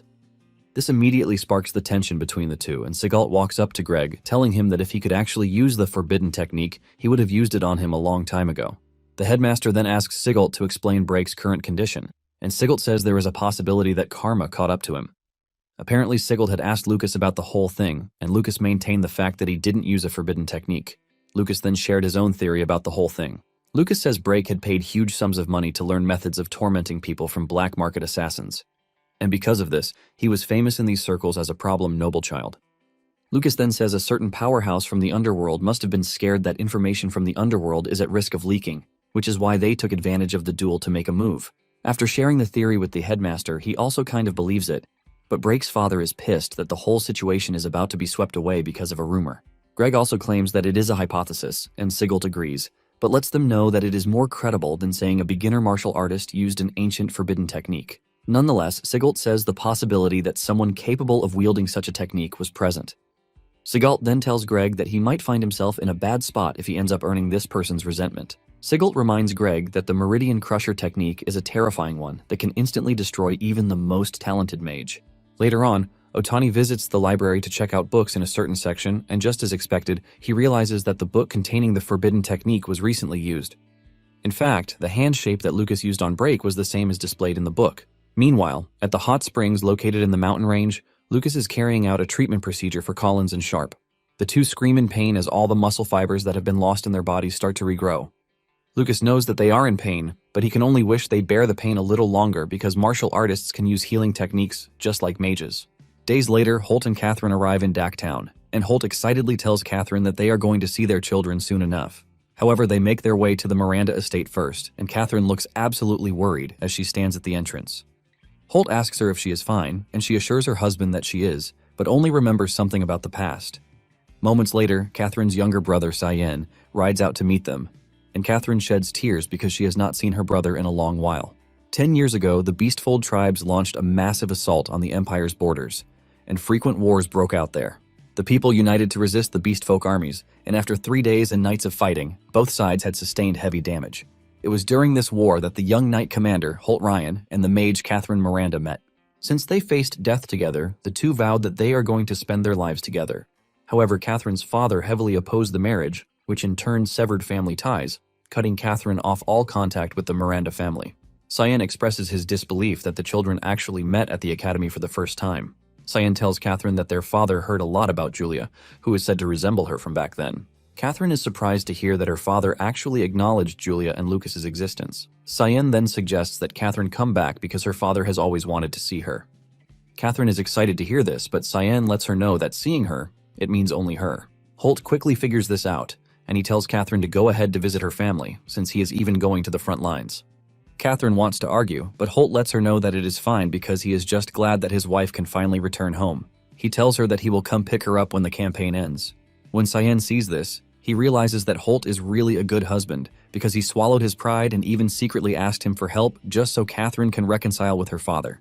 Even with all of this, their father still doesn't care because his daughter went ahead to marry a martial artist. Cyan wishes that someone would appear one day and dispel society's prejudice against martial artists. Back at the academy, Kai, Lucas, and Julia visit the cafeteria as usual. The rumor about an outside assassin attacking Break has already spread across the school. Moments later, Kai leaves to deliver food to Collins and Sharp, leaving Julia with Lucas. Lucas soon notices Julia's new hairpin, and she reveals that it was Iwa who gave it to her, saying it is a gift from the Miranda family. Lucas is pleased to hear this, and he also figures out that the Miranda family is trying to get close to Julia since she is a genius mage. Lucas then urges Julia to get along well with Iwa for their mother's sake. Just then, Julia says she has to write to her mother to inform her that she is the class representative. She is in the middle of this when Mina shows up, and she congratulates her on her new position, saying she is definitely going to become the pillar of the school in the future. Suddenly, Iwa gets up from her seat, and she angrily walks out of the cafeteria. Some minutes earlier, Iwa had gone to Linda's office to complain about Julia's appointment as the class representative. Linda calmly explained to her that Julia surpasses her in every other aspect, which is why she believes that Julia is more suitable as class representative. Linda urged Iwa to understand the decision, but it appears that Iwa cannot accept the fact that she just lost to Julia again. She is determined to prove that the teacher only chose Julia because she likes her. As she walks out of the cafeteria, Julia can see that she is angry, and she hasn't been eating properly either. Mina then asks Julia if she is close with Iwa, and Julia says yes, since she is her roommate. Julia mentions that Iwa's mental magic is amazing because she saw it for the first time. Mina admits that mental magic is rare, but before she continues her conversation, she activates a mute magic circle to prevent anyone else from hearing them. Mina then says mental magic users are a bit of a problem when they are smart because they are always hard to handle. Mina then tries to get into the conversation by talking about her wind magic, but Lucas can see through her, and he suggests that she get down to why she is there. Mina immediately figures out that Lucas is on her guard, but she believes she can have her way with Julia as long as Julia adores her. Mina admits that Lucas is perceptive, and she replies that she is going to be direct. She asks the two if they know about the dangerous place called the Magical Beast Mountain Range behind the school. She mentions that there's been a sort of ecological anomaly in the forest. Mina reveals that lower-level magical beasts have drastically decreased in number, and even magic crest leopard cubs that used to be everywhere have totally disappeared. Apparently, 3 days ago, the Empire's investigation team discovered a high-level magical beast's lair. Julia immediately reacts to this out of fear that they have discovered Uru's hideout, but Lucas is able to get control of the situation by coughing to distract Mina from what Julia said. Lucas then asks Mina if she wants them to do a field mission in the forest. Lucas also asks about the mission's difficulty, and when Mina realizes that Lucas is not serious about the whole thing, she reveals that they are going to get 100 points if successful. The moment Lucas hears this, he immediately becomes interested, saying he and Julia should be able to handle it. Meanwhile, at the Miranda estate, Catherine is having dinner with her brother and her father, Soa Miranda. Cyan cannot believe that his father is actually making Catherine stay in the guest room even though her room has been cleaned. This just shows how stubborn the old man is. In addition, Catherine hasn't even touched her food, making the whole atmosphere look like that of a funeral. Just then, Soa opens his mouth to address Catherine, and he says he has heard about Julia's incredible skill. Because of this, Soa mentions that he is ready to recognize her as his granddaughter, and Catherine thanks her father for this. Catherine then mentions that Lucas is also an excellent martial artist, but Soa replies that he doesn't really care. Soa says the only thing the Miranda family seeks is those with the talent to become holy archmages. When Catherine hears this, she realizes that her father would never change his mind about martial artists. Just then, one of the attendants enters the room, telling them that the investigation team that went to the Magical Beast mountain range has sent new information. Cyan and Catherine are both shocked to learn that an investigation is being carried out in the Magical Beast mountain range. Soa reads the letter, and the team informs him that a new area has been discovered beneath the den, but the danger level remains unknown. Cyan and Catherine immediately stand up to ask their father if something happened at the Magical Beast mountain range, because the school is close to the mountain range. Their father calms them down, reminding them that the teachers are at the school and even his subordinates are there, so nothing will happen to the kids as long as they stay quietly in the school. Soa steps out of the room, telling Catherine to wait until the matter is settled before going to see her children. Catherine acknowledges her father's order, but deep down, she is worried about her children. Back in school, Mina heads to the mission desk to accept the mission, but she is surprised to hear that the mission criteria have been changed and can only accept the mission if she has at least 5 members on her team. The dude reveals that the president of the student council was the one who changed the rule overnight because there was an anomaly in the cave within the mountain range. When Mina hears this, she realizes that Theod must have changed the conditions because he believes that Mina would fail to gather 5 people. When Lucas sees this, he realizes that Mina is not very popular, which is why it is hard for her to gather 5 people. It then dawns on him that this is the reason she has been cozying up to Julia since the entrance exam. Mina walks back to the two, telling them that they might have to abandon the mission, but Lucas tells her to leave recruiting to him and Julia. Mina thanks them for the help, and deep down she is already feeling bad that she is using them as pawns. Just as expected, Lucas recruits Kai to the team, and he excitedly accepts. Kai is even more excited to join because his parents just bought him some advanced equipment, and he is eager to try them out. Julia also goes ahead to recruit Maya, and when Mina sees the team, she can't believe that she is about to roll out with freshmen. Lucas then subtly asks Julia why she called Maya instead of Iwa. Julia sadly replies that Iwa is not ready to listen to her. Even though the team looks totally inexperienced, Mina is relying on her strength and that of Julia for the mission's success. She then suggests that they leave immediately because even with acceleration magic, it is going to take them half a day to get to the magical beast's den, which means they have to hurry. Some hours later, they arrive at their destination, and they can see the Empire's survey team flag on the outside, which shows that they are currently investigating the cave. Lucas, on the other hand, is glad that they didn't find Uru's cave, but suddenly, a monster appears above them. Before Lucas can make a move, Mina swings in, cutting down the monster with her wind magic. They are about to relax when another appears behind Mina, charging towards her. However, Kai jumps in to block the incoming attack with his shield. Kai then tells Mina to leave the close combat to him and Lucas. Lucas also swings into action and takes down a few monsters, telling Kai not to take all the praise. Kai immediately considers it a competition, as he asks Lucas if he can keep up with his speed. At the same time, Maya creates a water barrier, assuring the team that they can leave support to her. Mina is pleased to see that everyone is coordinating, which is exactly what she wants. Since Julia has been staying back, Mina tells her to have a go at the monster. Julia then cooks up a powerful barrier magic made from lightning, and it roasts all of the monsters flying toward them. Kai is totally blown away by how powerful Julia's magic is. Even Mina subtly says something, but when Julia asks her what she said, she claims that it was nothing. It turns out that Mina is already realizing that she underestimated Lucas and the rest of the team because they are actually up to the task. After clearing out the monsters, Maya takes her time to heal the team, and Kai, being Kai, starts glazing him, calling her a goddess. Maya blushes at this, but urges Kai not to exaggerate the whole thing. However, she would have basically lost her mind if Lucas were the one who called her a goddess. She soon gets the thought out of her head because it would be better for Lucas not to get injured in the first place. The team soon proceeds into the cave, and they are blown away by how huge the inside is. Mina provides lighting for the team, and as they go deeper, they realize that it even has a bigger space than they thought. Kai lets them know that with how big the cave is, a small-scale army can actually fit through there. However, Lucas believes that the cave is not a naturally formed cave, as it seems to have been excavated. Lucas tells them that the underground section would probably be crawling with magical beasts. Mina agrees with him, saying the deeper they go, the more dangerous it becomes. Moments later, a bunch of goblins show up, but before they can even reach the team, Julia fries them with her lightning magic. Mina figures out that the goblins have been underground for a long time and their vision has completely deteriorated. Moments later, Kai informs the team that he has a plan because they can't be sitting around waiting for the monsters to come to them. Kai kicks his plan into action, and a little while later, Kai is seen running back to the team with a ton of monsters running after him. By doing this, Julia and Mina are able to set a trap for the monsters, and they easily wipe them out. Maya is blown away when she sees this, and Lucas agrees that the method is pretty efficient. He wonders if Kai is making use of the area of effect attacks that are common in games back on Earth, leaving him to think of the possibility that Kai is also a reincarnator. Basically, Kai lures the enemies to one spot, and the two overpowered ladies take care of them at once. Kai lets the team know that the technique is only possible because he is wearing advanced equipment. Kai makes fun of Lucas, saying he is already taking all the glory from him, but deep down, Lucas doesn't care about attention. However, thanks to Kai's suggestion, the team moved steadily, defeating magical beasts on the way, and they gradually approached the center of the dungeon. They even walk past a section that contains treasures.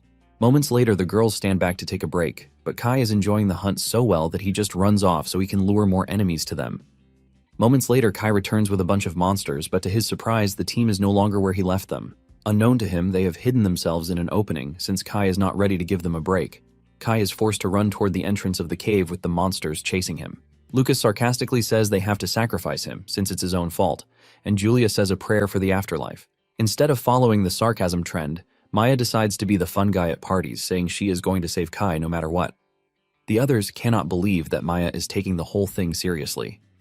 Suddenly they hear a loud scream, and Maya believes that it is Kai. But Lucas lets them know that it came from the center of the cave. Lucas is confident that the survey team has found the dungeon boss. Mina suggests that they go check it out, but Lucas can smell blood in the thickest form coming from the center of the dungeon. Mina then gives the girls recovery potions to use, and in no time, they start moving again. Mina tells them that their strength might not even be needed because the survey team is enough to take care of the danger. Not long after this, they run into a horrific scene where the entire survey team has died. Fear grips Mina, and she tells the team that they have to retreat immediately. Suddenly, a scary minotaur appears out of nowhere, holding the survey team leader in its right hand and a giant axe in the other hand. The minotaur appears close to Mina, and she freezes in fear since she wasn't expecting a disaster-class monster to be in the cave. Mina watches as the minotaur makes a move to crush her, but Lucas is already rushing toward her. Lucas knows fully well that something is up because such a dreadful monster shouldn't be around the cave. Lucas then pushes Mina out of the way, ready to take the full force of the minotaur's blow, but suddenly, the axe gets stopped by a wall of ice. Julia rushes toward her brother, asking him if he is fine, while asking who cast the ice shield. Lucas then tells the team that the person who cast the shield is the dude getting crushed in the minotaur's hand. The minotaur is pissed that the dude got in its way. The team is also impressed that even though the dude is suffering from fatal wounds, he still endeavored to save them. The soldier then urges the kids to run and call for help from the Imperial Army because the ancient seal that was in the cave has been broken. Pissed, the Minotaur squeezes hard on the guy's body, causing him to scream before passing out. The Minotaur threatens to wipe them all out, but just as it seems that all hope is lost, the dude regains consciousness again, and he unleashes a massive ice wall to trap himself and the Minotaur. He then screams at the kids to run away and report what is happening in the cave. Lucas is gutted that he couldn't save him, but he promises to come back and avenge him. The team then starts running away, but as the dude dies, his ice trap weakens, and the Minotaur breaks free. Annoyed, the Minotaur prepares to consume the soldier for getting in his way. However, Julia stops this by hitting the Minotaur with a powerful lightning strike, while telling the Minotaur that the dude is a great warrior, not an insect it can treat however it wants. Mina then grabs the falling soldier with her wind magic and they dash toward the exit. Lucas decides to stay back, telling the team that he is going to hold off the monster. However, Mina doesn't think Lucas can do it because the Minotaur is a disaster-class beast. Lucas knows it won't be easy, and while they are still trying to escape, the Minotaur catches up. It hits the roof of the cave, causing massive destruction. Lucas turns around to fight, but Mina jumps in, saying it is her duty to protect everyone as the vice president. Lucas is impressed by this because he already assumed that she was a selfish girl, but she turns out to be braver than expected. Julia also stays back, saying she can't leave her brother and Mina behind. Maya then reveals that she already sent a message spell to Kai, who is at the cave entrance to call for help. Since she's done this, she believes that it would be better if they all fight together. As they prepare to take on the Minotaur, Mina says they might not even be able to beat the Minotaur if they all work together, but Lucas urges them to believe. Lucas is the first to dash toward the monster with his chi-infused fist, saying there is no way they are losing to the monster. The Minotaur angrily swings at Lucas too, leaving a large hole in the ground, but Lucas easily dodges the strike. Lucas then goes after the Minotaur, delivering another powerful blow to its body, and Mina tells him to keep up the pressure so she can attack while it's distracted. The Minotaur is pissed that Lucas is giving it a big problem, but unknown to it, Julia has been cooking up a powerful strike. By the time she is done, she suddenly appears from above, with a warning to the Minotaur to stop bullying her brother. She hits the Minotaur with the big lightning, ultimately causing it so much that it screams out loudly. Lucas also uses the opportunity to punch the Minotaur in the weak points to keep its movement locked. With the Minotaur trapped, Julia hits it with a powerful spell, the Thunder Arrow Bell. Mina also joins her by hitting the Minotaur with a powerful spell, Wind Cutter.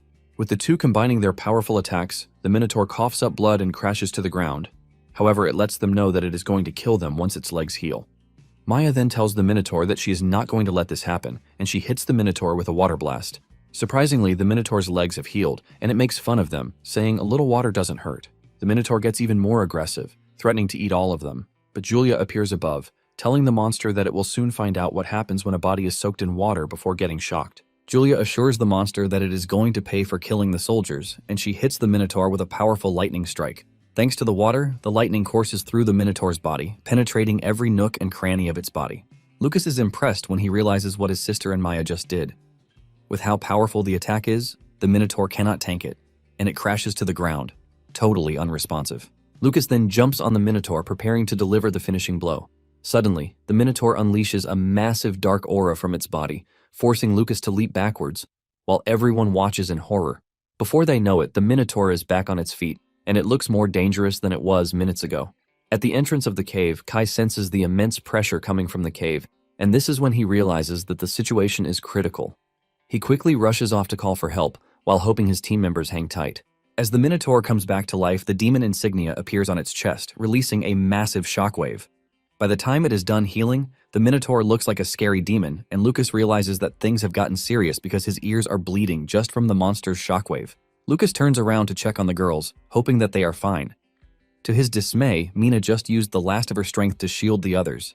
But even this wasn't enough, as they had all been gravely injured. Mina loses the rest of her strength, and she immediately passes out. To make it worse, Lucas sees his sister bleeding from the head and totally unresponsive. This immediately turns off whatever restraint he has, and he goes after the Minotaur with a powerful chi punch. The Minotaur tries to block Lucas's punch with its hand, but Lucas is already determined to kill the beast, and he easily shatters the monster's hand. Lucas doesn't stop there, as he goes after the monster's second hand, shattering it too. However, the monster continues raging, and this is when Lucas realizes that the monster is really crazy because it is acting as if it can't feel pain. Surprisingly, the Minotaur regenerates its arms, and before Lucas knows it, the beast swings its giant axe at him. Lucas manages to jump backwards, saving himself from dying to the strike. Lucas soon realizes that he is coughing up blood, thanks to the monster's roar. The monster commends Lucas's strength before going after him again. Lucas is forced to run around the confined space, but this causes the Minotaur to start crashing into the cave. Lucas knows this is bad because the falling rocks would eventually fall on the girls. Just as predicted, one of the boulders goes straight for Julia, but Lucas is there to block it, saving his sister. The Minotaur then lets off another resounding roar that bounces off the rock wall, causing it to be more intense. Lucas tries to block the roar, but it is so intense that it crushes his insides. Lucas coughs up blood, causing him to be temporarily immobile, giving the Minotaur the chance to come after him with the intention of striking him down.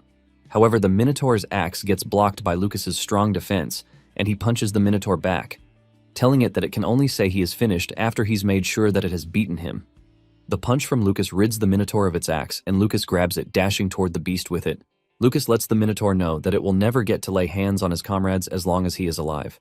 Lucas slashes the Minotaur's head with the axe, causing it to scream out in pain, but Lucas doesn't stop there as he continues to deliver vertical blows to the beast's body. Lucas cuts him so badly that he leaps behind it after he is done cutting him from the front. The axe soon gets broken, but Lucas doesn't stop there as he continues punching the beast in the hardest way. The Minotaur manages to grab him at some point, but before it can even crush him, Lucas breaks free with a dangerous technique that crushes the Minotaur's hand. At this point, all the veins in Lucas's body have turned dark, and he is looking like he has lost whatever control he has left of himself.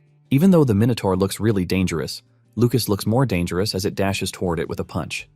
The Minotaur never learns, and it tries to block Lucas's strike, but Lucas breaks through as usual. Lucas continues the attack with a kick to the chest that destroys half its body mass. While delivering several blows to the monster's body, Lucas lets it know that he is definitely going to kill it. At this point, Lucas has lost every sense of humanity and control. The only thing he is thinking of is the monster in front of him and how to ultimately kill it. Before the beast knows what is happening, its upper body has been severed from its body, leaving it to wonder what just happened. The beast crashes to the ground, but Lucas is not about to pull back as he continues to tear it apart. The scream from the beast's pain soon wakes Julia and Maya, who are surprised that they are still alive. Julia looks around for her brother, only to see him stomping on what appears to be a dead minotaur, and he looks like a complete beast while doing so. Julia is horrified when she realizes that her brother is losing himself, and she gets more proof of this when Lucas lets off a huge scream. It turns out that the insignia on the monster's chest is already feeding Lucas's anger, causing him to lose control. A moment later, a powerful demon emerges in the Hall of Wrath and it screams out in anger that it is back in such a filthy world. Apparently, the beast is Valsaba, the demon lord of controlled wrath, and it is pissed that the martial god previously defeated him.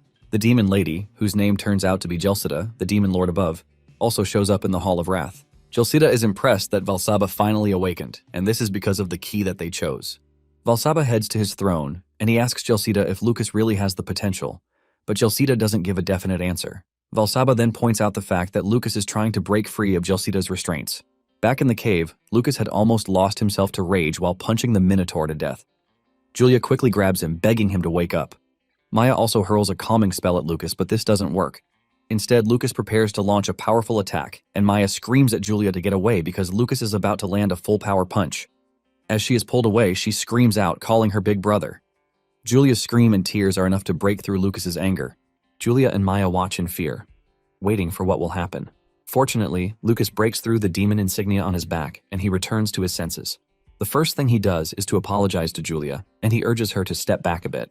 Julia does as told, and Lucas takes a breath before activating a purifying technique that cleanses him of whatever has gotten hold of him. The amount of energy that emanated from his body also cleared out the remains of the Minotaur. Once they realize that Lucas is finally himself, Maya and Julia rush over to check on him. Julia asks him if he is fine, and he assures her that he is good.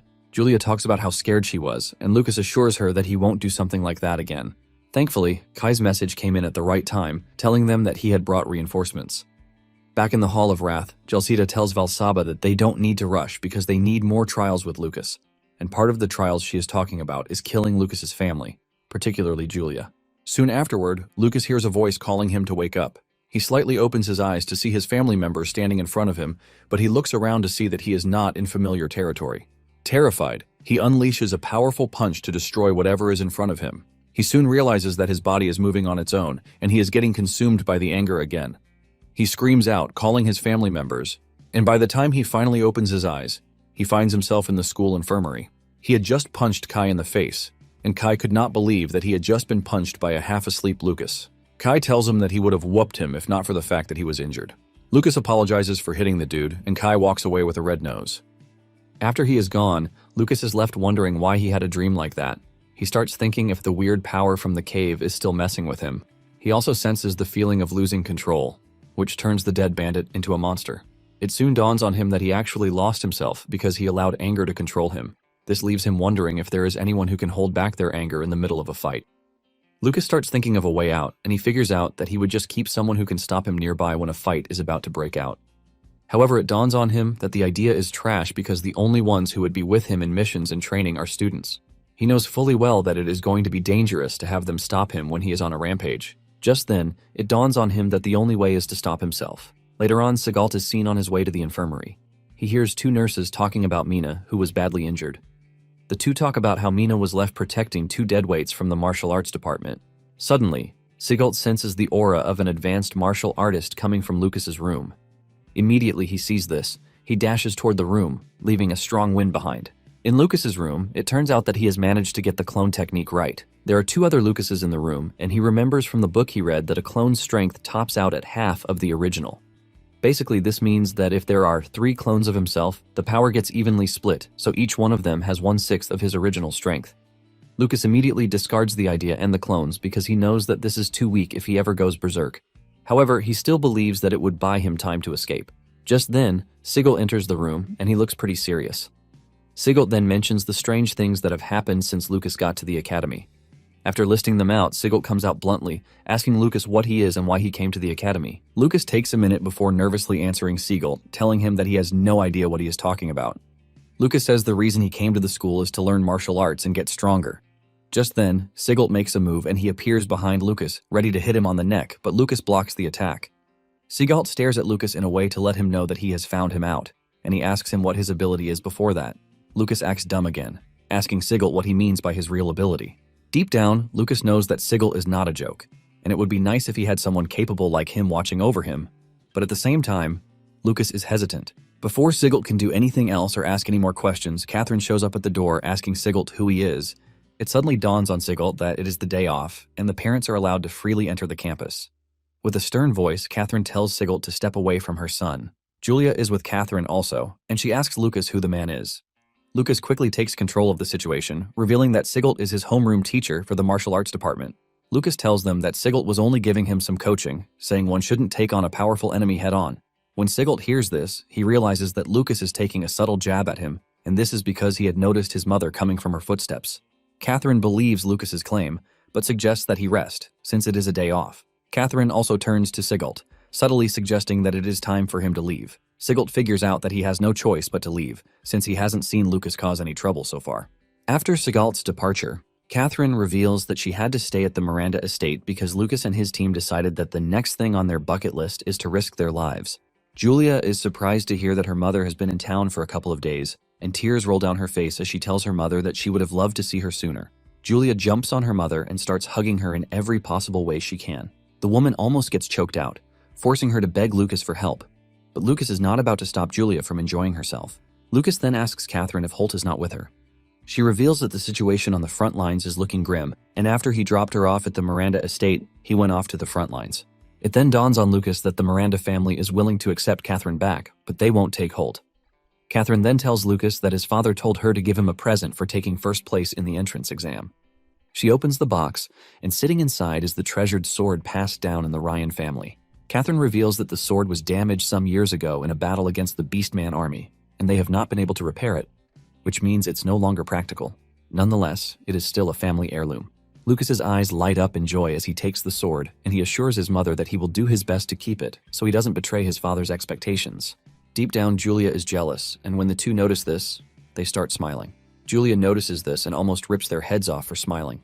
Lucas then draws her closer, patting her on the head, while telling her that their mother dotes on her the most. Just then, Catherine opens a small box containing beast pills, and Catherine tells Lucas that she brought them for him. However, she also baked sweets just for Julia, and the moment she sees the sweets, she immediately forgets that she was angry. She jumps up in joy, telling her mother how much she loves her. Catherine then brings out a letter meant for Jeremy. Catherine reveals that the letter is from their father, and he also prepared some pills for Jeremy. It turns out that Catherine took the pills to deliver because Jessica didn't follow them this time around. Julia takes the letter and says she will deliver it even though she doesn't like Jeremy. Later on, Julia heads to the boys' dormitory, and Jeremy's friends tell him that he has a visitor. The boys are shocked to see the genius Julia at their dormitory. When they later find out that Julia is Jeremy's sister, they start swarming around him, urging him to take Julia on a mission next time. This only pisses Jeremy off, and he slaps off the dude's hand. Jeremy walks off in annoyance and jealousy, leaving the boys to wonder what is wrong with him. Apparently, he is pissed that since he has been in the school, his father and mother have never come to see him once. But they came and even decided to give Lucas the treasured sword because he took first place in the exam. Jeremy is pissed that Lucas is getting all the love from everyone, and because of this, Jeremy vows that he is going to take back everything that should have been his. Before Julia and Lucas knew it, the fun time had gone by and their mother had no choice but to return to the Miranda estate because she would be staying a while in town before leaving. Even though Julia and Lucas know that they can't see their mother, they are happy that she's nearby. Mina, on the other hand, remained badly injured, but Lucas made a potion for her. He lied that it was from the Miranda family, and thanks to this, no one questioned the potion's incredible effect. Things continued smoothly, and 2 weeks later, the Allen Tower event arrived. While the martial arts students are busy celebrating the event, Sigalt shows up, telling them to quiet down. He lets them know that the tour of the tower is part of their education, showing the importance of the event. Just as expected, the mages started bad-mouthing the martial students the moment they entered the venue. Kai is pissed that they have started picking on them again, but Lucas urges him to calm down. Lucas knows fully well that not everyone likes the fact that they are around because most believe that they got lucky to have gotten the slots. In fact, the first-year homeroom teachers of the mage classes even complained to the headmaster, saying martial masters are not needed in the Empire. Because of this, they demanded that the martial arts department hand over their slots. But in all of this, Sigalt didn't seem to be worried. Lucas is left wondering if Sigalt really trusts the headmaster this much, or if he has something else he is relying on. Sigalt soon gathers his students to give them a pep talk, and he tells them that every year, the third years are the first to enter the Allen Tower to set an example for the new students. Moments later, the third-year students are told to get ready to enter the tower. It turns out that Jeremy is also part of those entering the tower, and he is glad that after 3 years of being at the school, he finally has a chance to enter the tower. Basically, this has been his own fault because he never ranked in the top 100 until that year. While they are preparing for their entrance, Julia shows up to cheer him on. While the other students are glad that the genius from year 1 is there, Jeremy couldn't even acknowledge his sister's presence. Julia is disappointed, but it turns out that she only did it because her mother told her to. As the students prepare to enter, Jeremy makes the vow to surpass Lucas. Upon stepping into the tower, the students are required to place their magic staff in front and then close their eyes. Jeremy recognizes the voice speaking to them, but can't recall where he heard it. It turns out that the person in the control room is Director Otani. Once everything is ready, Otani pulls his power together to open the tower. A golden light encompasses the tower, and Lucas immediately recognizes the fighting spirit of a martial artist. He is surprised that there is a stronger martial artist than Sigalt in the school. This is when he fully understands that Sigalt wasn't worried about their slots being taken, because the only one who can open the Allen Tower's doors is the strongest martial artist. Weeks earlier, the headmaster had had a meeting with Otani, telling him about the complaints he was getting. He lets him know that there are loads of people demanding that he revoke the martial arts department's entry slots. To get a better grip on the situation, the headmaster asked Otani to tell him more about the anomaly. Otani replied that he already told him that there is no anomaly that can harm the school. Otani leaves the meeting, telling the headmaster to keep everything as it is, and he will open the Allen Tower as scheduled. This is when it dawns on the headmaster that if the martial department doesn't get a chance, nobody gets to enter Allen Tower. Now, in the present day, Jeremy lands in the Allen Tower and he realizes that only his consciousness landed in the tower. However, everything looks so different because even his magic staff looks the same as the one he always used. His teammates notice he is looking around because this is his first time in the tower. Instead of supporting him, they just tell him to meet up with them so that they can continue the mission. Meanwhile, on the outside, Lucas has figured out that he can sense the mental energy waves so he can see what the students are doing inside. He sees how Jeremy's teammates are treating him and realizes that he is already getting picked on from the start. Sigalt sees Lucas sitting still, and he probably figures out what he is doing. He then decides to explain the whole process to his students. He tells them that when the trial begins, they are going to be teleported to a random location in space. He lets them know that they can decide whether to go solo or form a team. However, if they decide to form a team, the maximum number of people that can be on a team is 3 people. He tells them that they have to work in groups if they want to reach the upper floors. When Kai hears this, he automatically assumes Lucas will be forming a team with him, but Lucas breaks his heart, telling him that he is only teaming up with Sharp and Collins. Lucas says that based on the tournament rankings, the 3 of them will end up in different groups, but Kai can only think about how he is going to end up alone. Moments later, 3 of the third-year students step out of the tower. The first-year students are shocked because they didn't even waste time in the tower. Sigalt then continues his explanation, revealing that the phantom enemies inside Allen Tower change in strength based on the student's ability. He tells them that there are students who underestimate this and get knocked out right away. Lucas then decides to check out how Jeremy is doing inside the tower. Apparently, Jeremy has caught up with his teammates, and they are heading to the second floor. Upon arriving on the second floor, beasts launch a surprise attack from behind, but Jeremy quickly latches onto this, and he uses his power to grab them, giving his teammates the chance to finish them off. By defeating the beasts, they get a ton of points. This immediately tells the team that the rumor about the second floor being dangerous is true. Nonetheless, the team continues moving, taking down a bunch of monsters while earning points too. By working really hard, the team makes it to the third floor. However, they get knocked out on the third floor, and as they step out of the tower, Jeremy's teammate notices that he has been quiet. He asks him if he is not happy, but Jeremy replies that he is, and this is because he finally gets a feel of what his father usually feels whenever he is on the front lines. Because of this, he believes that he is now one step closer to his father. Hours later, Lucas figures out that he could use the mental energy sensing to see what is happening up to the third floor. Apparently, in the trials, phantom enemies with different characteristics appear each time, and even the same type of enemy gets stronger with each floor one climbs. Lucas wonders if the phantoms are created from real beings that exist in the world. And if this is the case, he wonders just how terrifying Otani's combat experiences are. He believes that Otani has also noticed his true abilities, just like Sigalt, but he can clearly see that they are quietly observing him. This leaves him wondering if it is goodwill or if he should be worried. Not long after this, Mina and her group gather to enter the tower. Apparently, the leading group managed to reach the fourth floor, and everyone is rooting for Mina's group to catch up too. Julia, being Julia, jumps up from where she is, cheering Mina on, telling her to do her best. Unlike Jeremy, she turns around to thank Julia. The teacher asks Mina if her injuries have healed, and she assures the teacher that she has recovered completely. The teacher then urges her to do her best, and the other students are amazed at how good she is with the teachers and even Julia. One student reveals that Mina is quite talented, which is why she became a VP in her second year. They believe that her abilities are unmatched, except for the president back then. However, they know that she is not popular, and when Mina hears this, she realizes that they are bad-mouthing her already. In no time, Mina and her team make it to the 3rd floor. However, they dash through the floor, avoiding unnecessary fights just so that they can get to the 4th floor. Lucas is impressed that they made it to the 4th floor in 30 minutes, which is quite impressive for the strongest in the 3rd year group. Upon arriving at the 4th floor, they encounter elite beastmen that are about twice as big as the ones on the 3rd floor. It dawns on the team that this is why most of the students get knocked out on the 4th floor. Instead of sitting down and discussing with the rest of her team, Mina one-shots all of the monsters standing in her presence. By doing this, she realizes that the last mission has helped her abilities grow. She knows fully well that the monsters in front of her are nothing when compared to the Minotaur from the cave. After wiping out the first batch of monsters, Mina tells her teammates that she's going to leave the cleanup to them, while she searches for the passage to the 5th floor. As she continues her search for the passage, she encounters more monsters that she is forced to defeat. After a hard-fought battle, the team makes it to the 5th floor, blowing everybody's mind. Kai is impressed, and he wonders when he will get to reach the 5th floor. Sigalt lets him know that there is no need for him to rush, because making it to the 3rd floor is enough. Sigalt lets them know that if they steadily improve their abilities, the enemies on the 5th floor won't be scary. When Lucas hears this, he figures out that Sigalt has entered the tower before. Moments later, Mina and her team step out of the tower, and judging by how distraught she looks, Lucas could see that she couldn't achieve her goal. It turns out that Theod is watching from his office, and he mocks Mina for thinking she can surpass a genius like him. Later on, Julia, Lucas, and Mina meet in the cafeteria, and Julia congratulates Mina on taking 1st place in the 3rd year trial. Lucas also commends her, saying she managed to reach the 5th floor. Mina looks disappointed, and she mentions that she wasn't able to beat Theod's record. Julia is confused because she knows that Theod also finished on the 5th floor, which means that they are tied.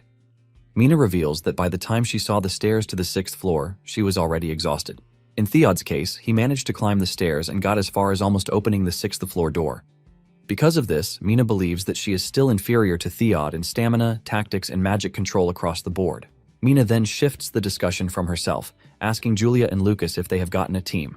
Julia excitedly reveals that she is teaming up with Iwa. Iwa had boasted that she was only teaming up with Julia because her father told her to. Lucas, on the other hand, believes that the Miranda family has fully acknowledged Julia's strength, which is why they are trying to get close to her. Lucas then tells the two that he is teaming up with Sharp and Collins. Julia is shocked when she hears this because she was expecting him to be with Kai. Lucas lets Julia know that their rankings are way apart, which is why they ended up in different groups. Even though Lucas has explained everything to Kai, he is still grabbing onto him, calling him a heartless traitor for leaving him behind. Kai is without a team, and while he is still crying about it, Teishi shows up, telling Kai that he can join her team because she is looking for one more member. The moment Kai hears this, he immediately jumps to Teishi's team. On the training ground, Sigil is impressed that everyone has found a team, and he tells them to get fired up because they are all aware of what people say behind their backs. Since they know the trash things that they are always saying behind them, Sigil suggests that they work to make sure that none of the insults come through. Teishi also motivates the team, saying they are going to work hard so that nothing goes the way the haters want it to go. The others join her, saying they are going to prove that they earned the Allen Tower entry slots. Lucas is impressed by how Sigurd has managed to motivate the team, contrary to the trash that has been flying around. Sigalt's motivation worked brilliantly as the team started working hard in training. During breaks in training, Sigurd would explain things that they needed to know. In fact, Sigurd sometimes played the enemy himself and sparred with the students.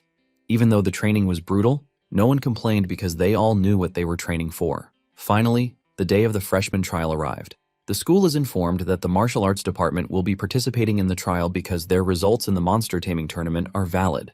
The martial arts department then gathers to listen to Sigalt's speech before entering. He tells them that once they enter, the first thing they should do is meet up with their team at the central stairs. He tells them to run if they can, and if they can't, they should fight like their life depends on it so that they can at least take down an enemy. When the mage students hear this, they start making fun of the martial arts students, saying that even their own homeroom teacher doesn't trust their strength. They are even excited to see what is going to happen to the martial arts students when they run into magical beasts. They are all confident that the entire martial arts department will be wiped out in 3 minutes. This time around, Kai isn't pissed or agitated, and Lucas is pleased to see that the dude has grown a bit. Once they are ready, the examiner calls on all 12 students to step forward. Watching everything from behind the scenes is Otani, and he believes that it is time for the legacy left behind by the war god to finally fulfill its purpose. With this, Lucas leads the line, and the students march into the tower to face the first great trial of their lives. Upon entering the space, Lucas realizes that everyone is following Sigalt's instructions to avoid enemies and head for the central stairs. Lucas then figures out that he just has to go the opposite way.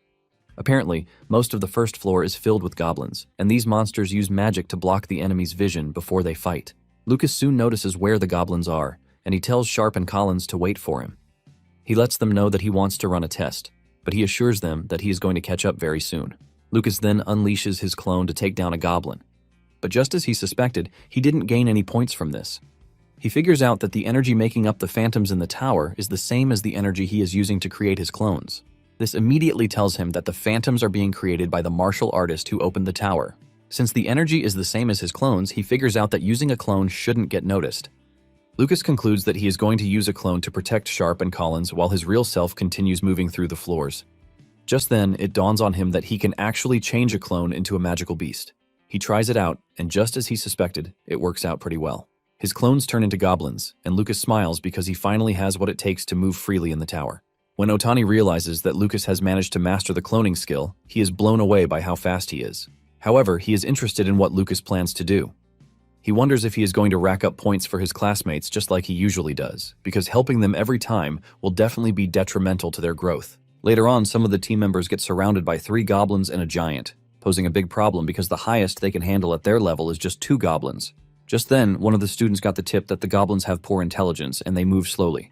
The dude then suggests that they put some distance between them and the giant, which will give them the chance to take out the goblins. The team kicks their plan into action, forcing the goblins to chase them down. Just when one of them is about to get overwhelmed, another dude swings into play. They attack the goblin, pushing it down. They manage to get themselves together, but the goblins keep coming, and they manage to impale one of the goblins, thus killing it. The kids are surprised to see this, and it dawns on them that Sigelt is right because if they work together, they can actually clear the first floor. Building on the momentum, they go after the other goblin too. Standing in the distance is Lucas, who is watching their every move, and it turns out that the goblin they just killed is one of his clones. Basically, he is doing this to train them so that they can understand just how fun fighting is. Some minutes earlier, Greg and his team of haters had seen the martial arts team get surrounded by monsters. Because of how much they hated the martial artists, they already assumed that they were going to die. Greg is confident that the students are just going to embarrass themselves, but by the time the students win, Greg almost loses his mind. It soon dawns on Greg that the tide of the game has turned. In the tower, the martial arts students have gained more confidence and are going after goblins without fear. By working together, they push the goblins back and finish them off. When Greg realizes that the students just took down 2 advanced goblins, he is left fuming. Sigelt, on the other hand, is pleased and he uses the opportunity to motivate the others. The rest cheer up in agreement, but the mage class students still believe that it's nothing but luck. Suddenly, they notice a strange energy vanish around the team that just took down the goblins, and Sigelt wonders if Lucas has pulled off something again. Later on, Lucas meets up with Sharp and Collins, and the two are happy to see him because they were already getting worried. Lucas mentions that he got teleported far away, and he asks if they have seen anyone else. The two tell him that there is still a team that hasn't arrived yet, but aside from this team, everyone else is already at the meeting point. When Lucas meets with the rest of the team, he realizes that they are a bit tired, but no one is seriously injured. Lucas knows that the team that defeated the goblins will be showing up very soon, and he tells the team that once everyone is accounted for, they should proceed to the second floor.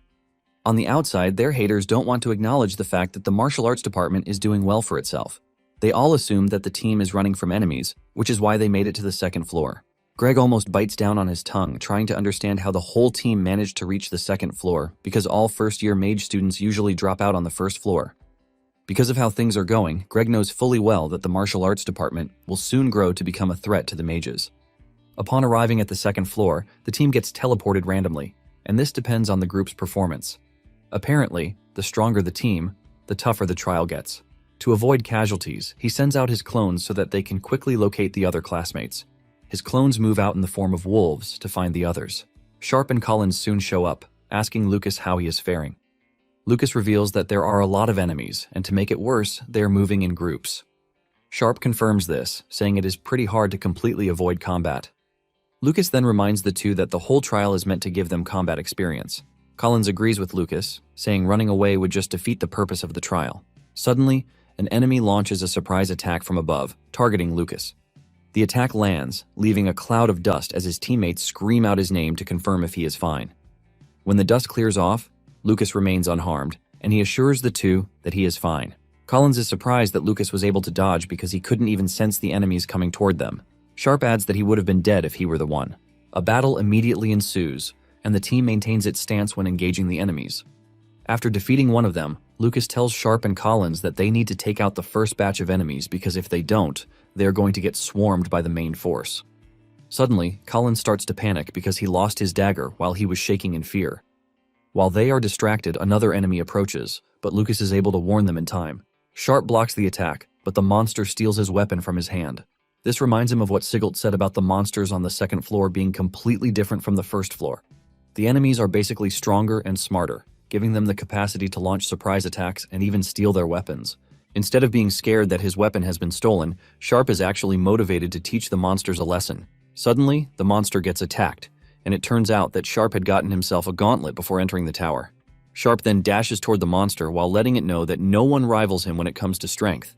Sharp almost lands the hit, but the monster manages to leap backwards, dodging the strike. However, this turns out to be a well-laid-out plan by Sharp and Collins. Collins meets the monster halfway and cuts it from behind.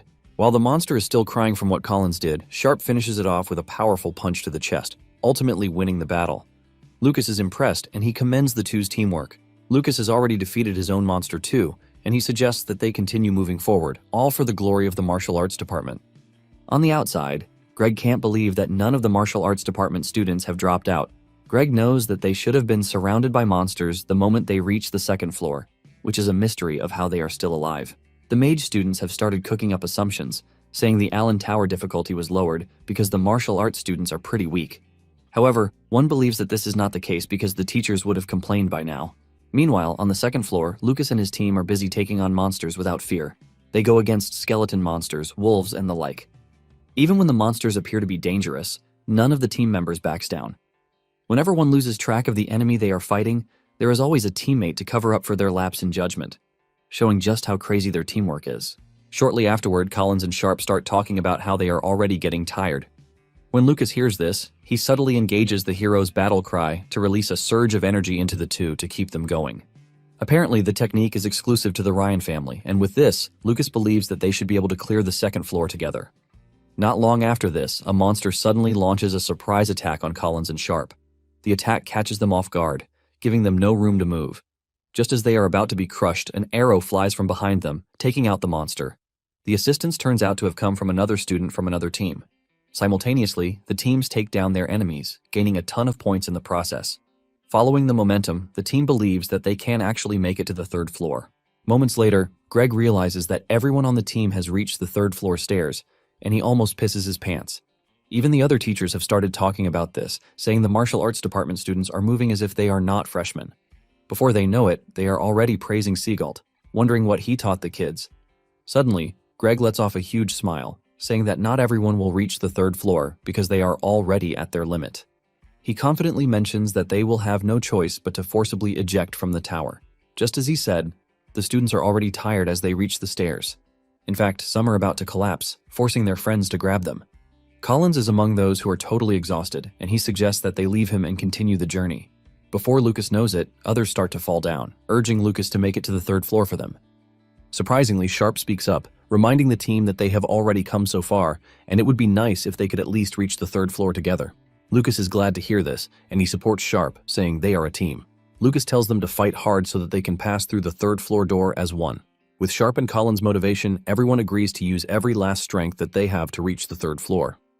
Moments later, the announcement comes on, telling everyone that all 12 students have made it to the third floor. Upon arriving at the third floor, they are immediately swarmed by monsters, taking down the team members one after the other. The first team that got knocked out talks about how brutal the third floor is because they couldn't even see how many enemies were attacking them. It turns out that Lucas was also knocked, and he has already used this to figure out that the third floor is the martial arts department limit for that year. He also allowed his real body to drop out to avoid suspicion. However, his clone is still inside the tower, so he can support the second martial arts group to help them reach the third floor too. By doing this, everyone in the martial arts department would get better scores and he wouldn't have to stand out. In the end, Teishi got a total of 55 points, which is the highest, while Lucas settled for 43 points. It then dawns on Lucas that he might not have stood out, but he helped the entire martial arts department to stand out. When Greg realizes that every student in the martial arts department made it to the third floor, he concludes that they are in a mess, because only the elite course department usually does something like this. Greg is immediately left with the desire to defeat the martial arts department in both points earned and floors reached. Not long after this, the mage class enters the tower, and right from the first floor, they start unleashing their magic power like crazy. When Otani sees this, he wonders if it is a crime to lose to the martial arts department. However, he is patiently waiting to see what magic power the mage class will use on the second and third floors. Otani is disappointed that the mages have already lost their composure from the very start. Soon afterward, reports start coming in about the mages getting knocked out. The lowest number only managed to make it to the third floor, making the whole situation bad for Greg.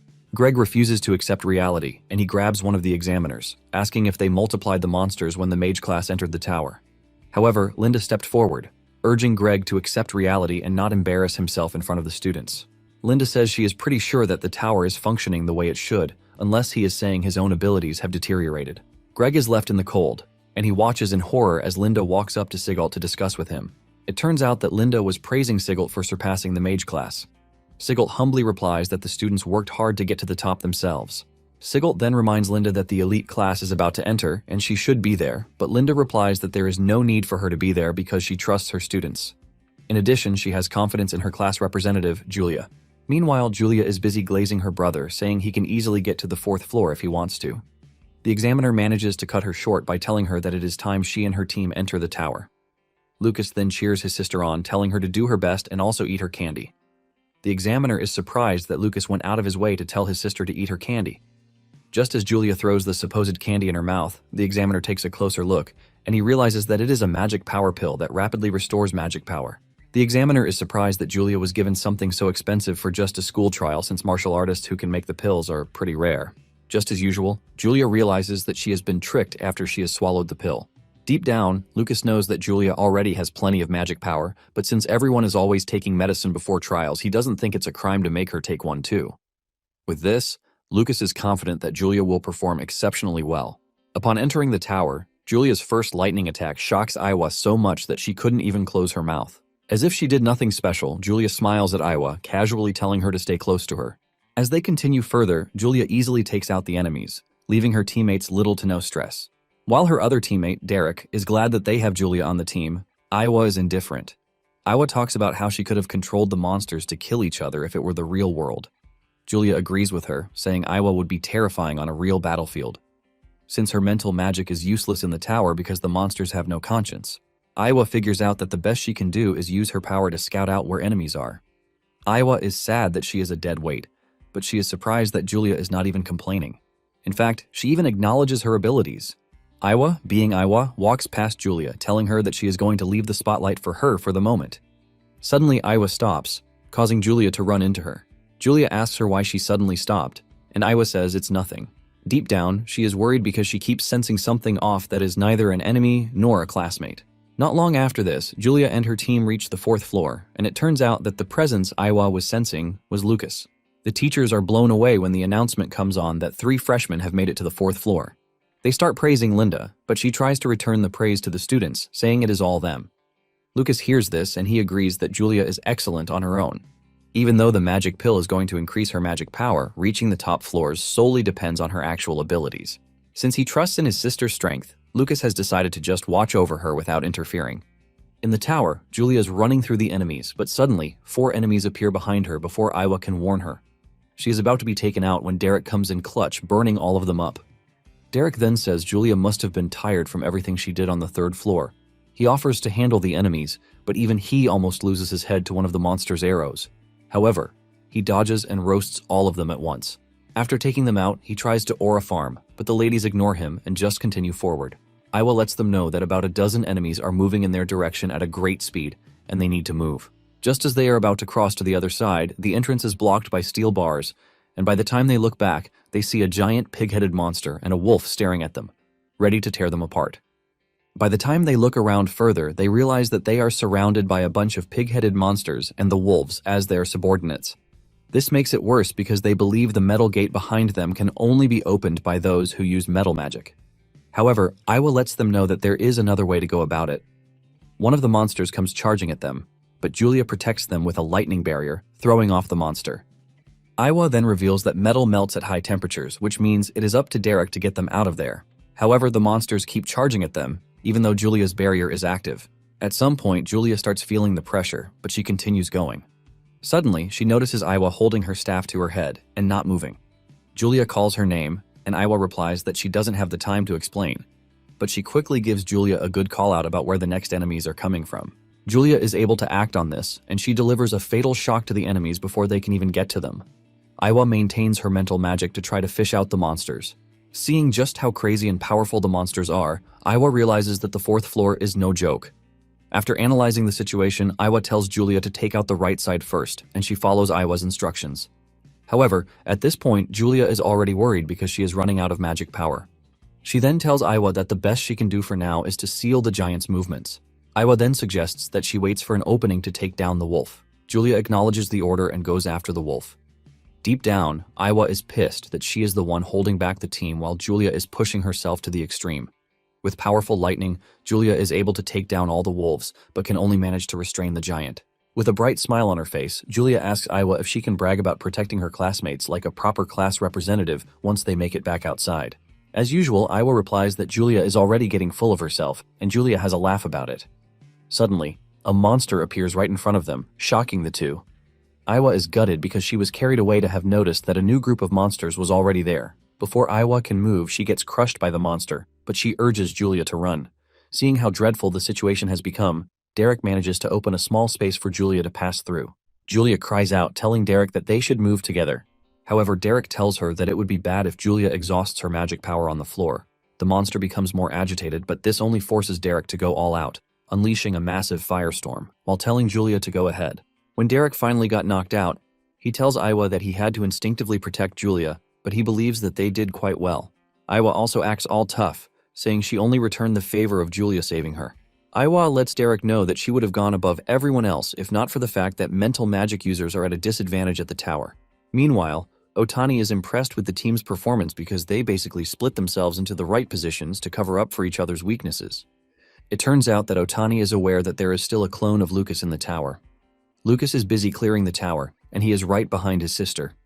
Julia, on the other hand, is worried about reaching the safe zone as fast as she can because she is already running out of magic power. She runs through the enemies with the utmost determination. Without holding back, she hurls lightning strikes at the enemies. Even though she is already exhausted, she wants to keep pushing because she wants to make sure her comrades' sacrifices don't go to waste. Suddenly, she notices that something went past her, and her fatigue suddenly vanishes. Unknown to her, Lucas is the one who just went past, and he used the hero's battle cry to help her out. Basically, the hero's battle cry reduces fatigue by boosting fighting spirit. Defense and attack power also increase by 30% for 10 minutes. Lucas is confident that with this, Julia should be able to clear the 4th floor. Since the tower will be closed once all the students are done with their trial, Lucas figures out that he has to be really fast if he wants to explore the upper floors. Moments later, he arrives at the 5th floor, which is basically underwater. As he moves a bit further, he notices a dangerous water monster, and since his aim is to reach higher floors, he figures out that unnecessary fights should be avoided. He hides himself from the monster, and then creates a clone of himself that he turns into an even scarier monster to chase the other monsters away. Thanks to this, Lucas is able to move along well on his path. 15 minutes later, Lucas is still advancing, and his sister is also pushing with everything she has. 20 minutes later, Julia finally reaches the safe zone inside the tower, and she heaves a sigh of relief. At the same time, Lucas makes it to the 6th floor, and the moment he steps inside, he finds himself in a void space. Lucas is surprised that there are no monsters whatsoever on the 6th floor. However, the only thing that exists on this floor is a weird monument. Lucas moves closer, and he realizes that the monument is actually absorbing his fighting spirit. This causes the monument to react, and a golden light appears around it, displaying Mars's weapon. On the other hand, Otani is impressed that Lucas finally made it to the 6th floor. Staring at the monument, Otani figures out that it is the legendary legacy of the martial god. However, the whole situation is kind of bad because Julia is nearing her limit already, and the moment she drops off, the tower is going to close too. Staring into the monument, Lucas suddenly sees Mars having a showdown with a giant entity, which obviously represents evil. The evil entity tells Mars that he might have won back then, but apparently they have planted their seeds throughout the world. The evil being assures Mars that even if it takes tens of thousands of years, they are going to return. Mars, being the chill dude that he is, ignores whatever the dude is saying and activates his ultimate technique, Destruction Fang, punching the guy into oblivion. Lucas finally returns to his senses, with sweat running down his face, wondering if he just saw the martial god's past battles. Even though he has no idea when it happened, he remembers the evil dude talking about leaving their seeds in the world. Lucas starts piecing it together, and he figures out that the monsters like the Minotaur and the zombified creatures might actually be from the evil dude. Lucas then places his hand on the monument so he can investigate more, but suddenly he senses an enemy attack behind him. With his super fast reflexes, he leaps backward, but to his surprise, it turns out that the enemy wasn't even aiming for him. Apparently, the enemy was going for the monument. Just then, Lucas finds himself outside the tower, and it dawns on him that Julia is done already. Since the monument is also gone, Lucas doesn't think he even has any reason to stay in the Allen Tower again. Just then, he notices that something has changed inside him, and he figures out that this is because he saw the martial gods technique. With Julia out of the tower, the students are informed that the trial is over, and the tower will now be sealed. Julia is welcomed with a resounding applause, since she is the first freshman ever to reach the 5th floor. When Otani returned to the library, he found the headmaster already waiting for him. The headmaster then asks him what happened with the Allen Tower trial, and Otani replies that there was nothing unusual that occurred. The headmaster mentions that the mage class freshmen's results being poor is basically abnormal because there were many students who didn't even earn a single point. Otani then replies that there are 18 students with 0 points. He adds that the previous year there were 12, which means everything is still within the margin of error. The headmaster then argues against this, saying the number of students who reached the 2nd floor is half of last year's. Otani simply tells the headmaster to ask Greg and his fellow teachers about this. Otani says he would also like to know how they were able to teach students to lose their composure in the worst way. Otani then tells the headmaster that he has been totally focused on the mage class and that he didn't even notice the anomaly with the martial arts department. The headmaster is surprised to hear this, and he asks Otani what anomaly the martial arts department has. Otani reveals that after finishing the trial, 4 martial arts students have loosened their innate restrictions and are now attempting to level up. In fact, Sigurd is currently helping out with that. The headmaster is shocked to hear this because if he heard right, this means Allen Tower might have an effect that promotes martial artists' growth in ability. The headmaster realizes that there would be chaos if this information were to get out because there are countless martial artists out there who are desperately looking to level up. Deep down, the headmaster would have stopped the Allen Tower trial if not for the fact that they were searching for a talented martial artist to become Allen Tower's next administrator. The headmaster then tells Otani to keep the information to himself, and Otani assures him that he is going to do just that. Meanwhile, the mage freshmen are happy that the one who set a new record is still a mage, Julia. They are glad to have Julia as a mage, but they are all disappointed that she has a martial artist for a brother. Jeremy walks past 2 students talking about this, and he gets so pissed off because in everything, Lucas is always getting all the attention. He can't believe that Lucas is Julia's real brother, too. Later on, Theod heads to the cafeteria, and as he enters, the students cheer for him as usual, and he smiles with pride because he believes that he is still the school's idol even though Julia broke his record. Suddenly, his worst fear comes to pass when everyone notices Julia where she is sitting, and they immediately turn away from him. Theod immediately loses his composure, and he flies over to where Julia is to tell her that she might be excellent, but she should not get cocky because she reached Allen Tower's 5th floor. Julia doesn't even pay attention to whatever the dude is saying as she is more focused on her food. Theod is about to explain himself better when he realizes that all the students are swarming over Julia. Annoyed, he flies off, telling Julia that she is going to regret what just happened. Julia is totally confused as she asks her brother what is wrong with Theod. Lucas tells her that she has nothing to worry about, so she should continue eating. Unknown to Theod, his intimidation technique doesn't work because Lucas kept the battle cry active to boost Julia's defense. Mina soon shows up, talking about how unusual it is for Theod to leave without saying his signature line. Mina then congratulates Julia, saying she is even more talented than she thought. Julia humbly replies that she made it far because her teammates helped her. Mina then asks if Derek and Iwa would be useful for the Goddess Memorial Festival too. This is new to Lucas and Julia because they know nothing about whatever the Goddess Memorial is. Mina then explains that the school, along with Kyoto Magic School and Holy Magic School, is considered the Empire's 3 magic schools. Every year, 9 outstanding freshmen are selected from these 3 schools to determine who is the top genius. Since Julia is pretty talented, Mina is sure that Julia will be competing. Lucas hears this and admits that it is interesting, but he wonders if Julia will be interested. Soon afterward, Lucas tells Julia that he is not going to wake her up again, since he already sees her as someone who can take care of herself. The first day of this change, Julia wakes up late, forcing her to use the Thunder Dash just to try and make it to class on time. She ends up running into Iwa, who stares at her with the coldest expression, while telling her to watch where she is going. By the time Julia makes it to class, she realizes that she forgot her textbook. While wondering what to do, Iwa notices this, and she draws closer to her. She then drops her book on the table so that they can share. Even in the library, Julia tried taking a book from the shelf, and when her hand couldn't reach it, Iwa helped her out. Before she can even thank her, she has walked out already. Later on, Julia asks Lucas to tell her how Iwa feels about her, but he lets her know that she will be the one to figure this out herself. Sometime later, Julia sees Iwa watching an old man perform a magic trick with his power, but since she can't do it, she looks distraught. Julia notices this, and she immediately creates a bird using her own power to give it to Iwa. However, she crushes the bird, and even almost crushes Julia with her mental magic, forcing the girl to run off in fear. Later that night, Julia returns to the dorm to find Iwa already sleeping. However, she left a heartfelt note for her. She apologized for what happened, and then dropped cookies for Iwa while suggesting that they hang out the next day. Iwa smiles when she sees this, and she decides to go out with Julia. The following day, Iwa went to the meeting point early, but Julia showed up late. Iwa is still about to complain about her lateness when she realizes that she brought Lucas with her. Julia excitedly tells Iwa that Lucas promised to pay their bills. Iwa's expression immediately shows that she doesn't even want Lucas there, and Lucas can clearly see this. As if this isn't enough, they run into Maya, who asks them where they are heading.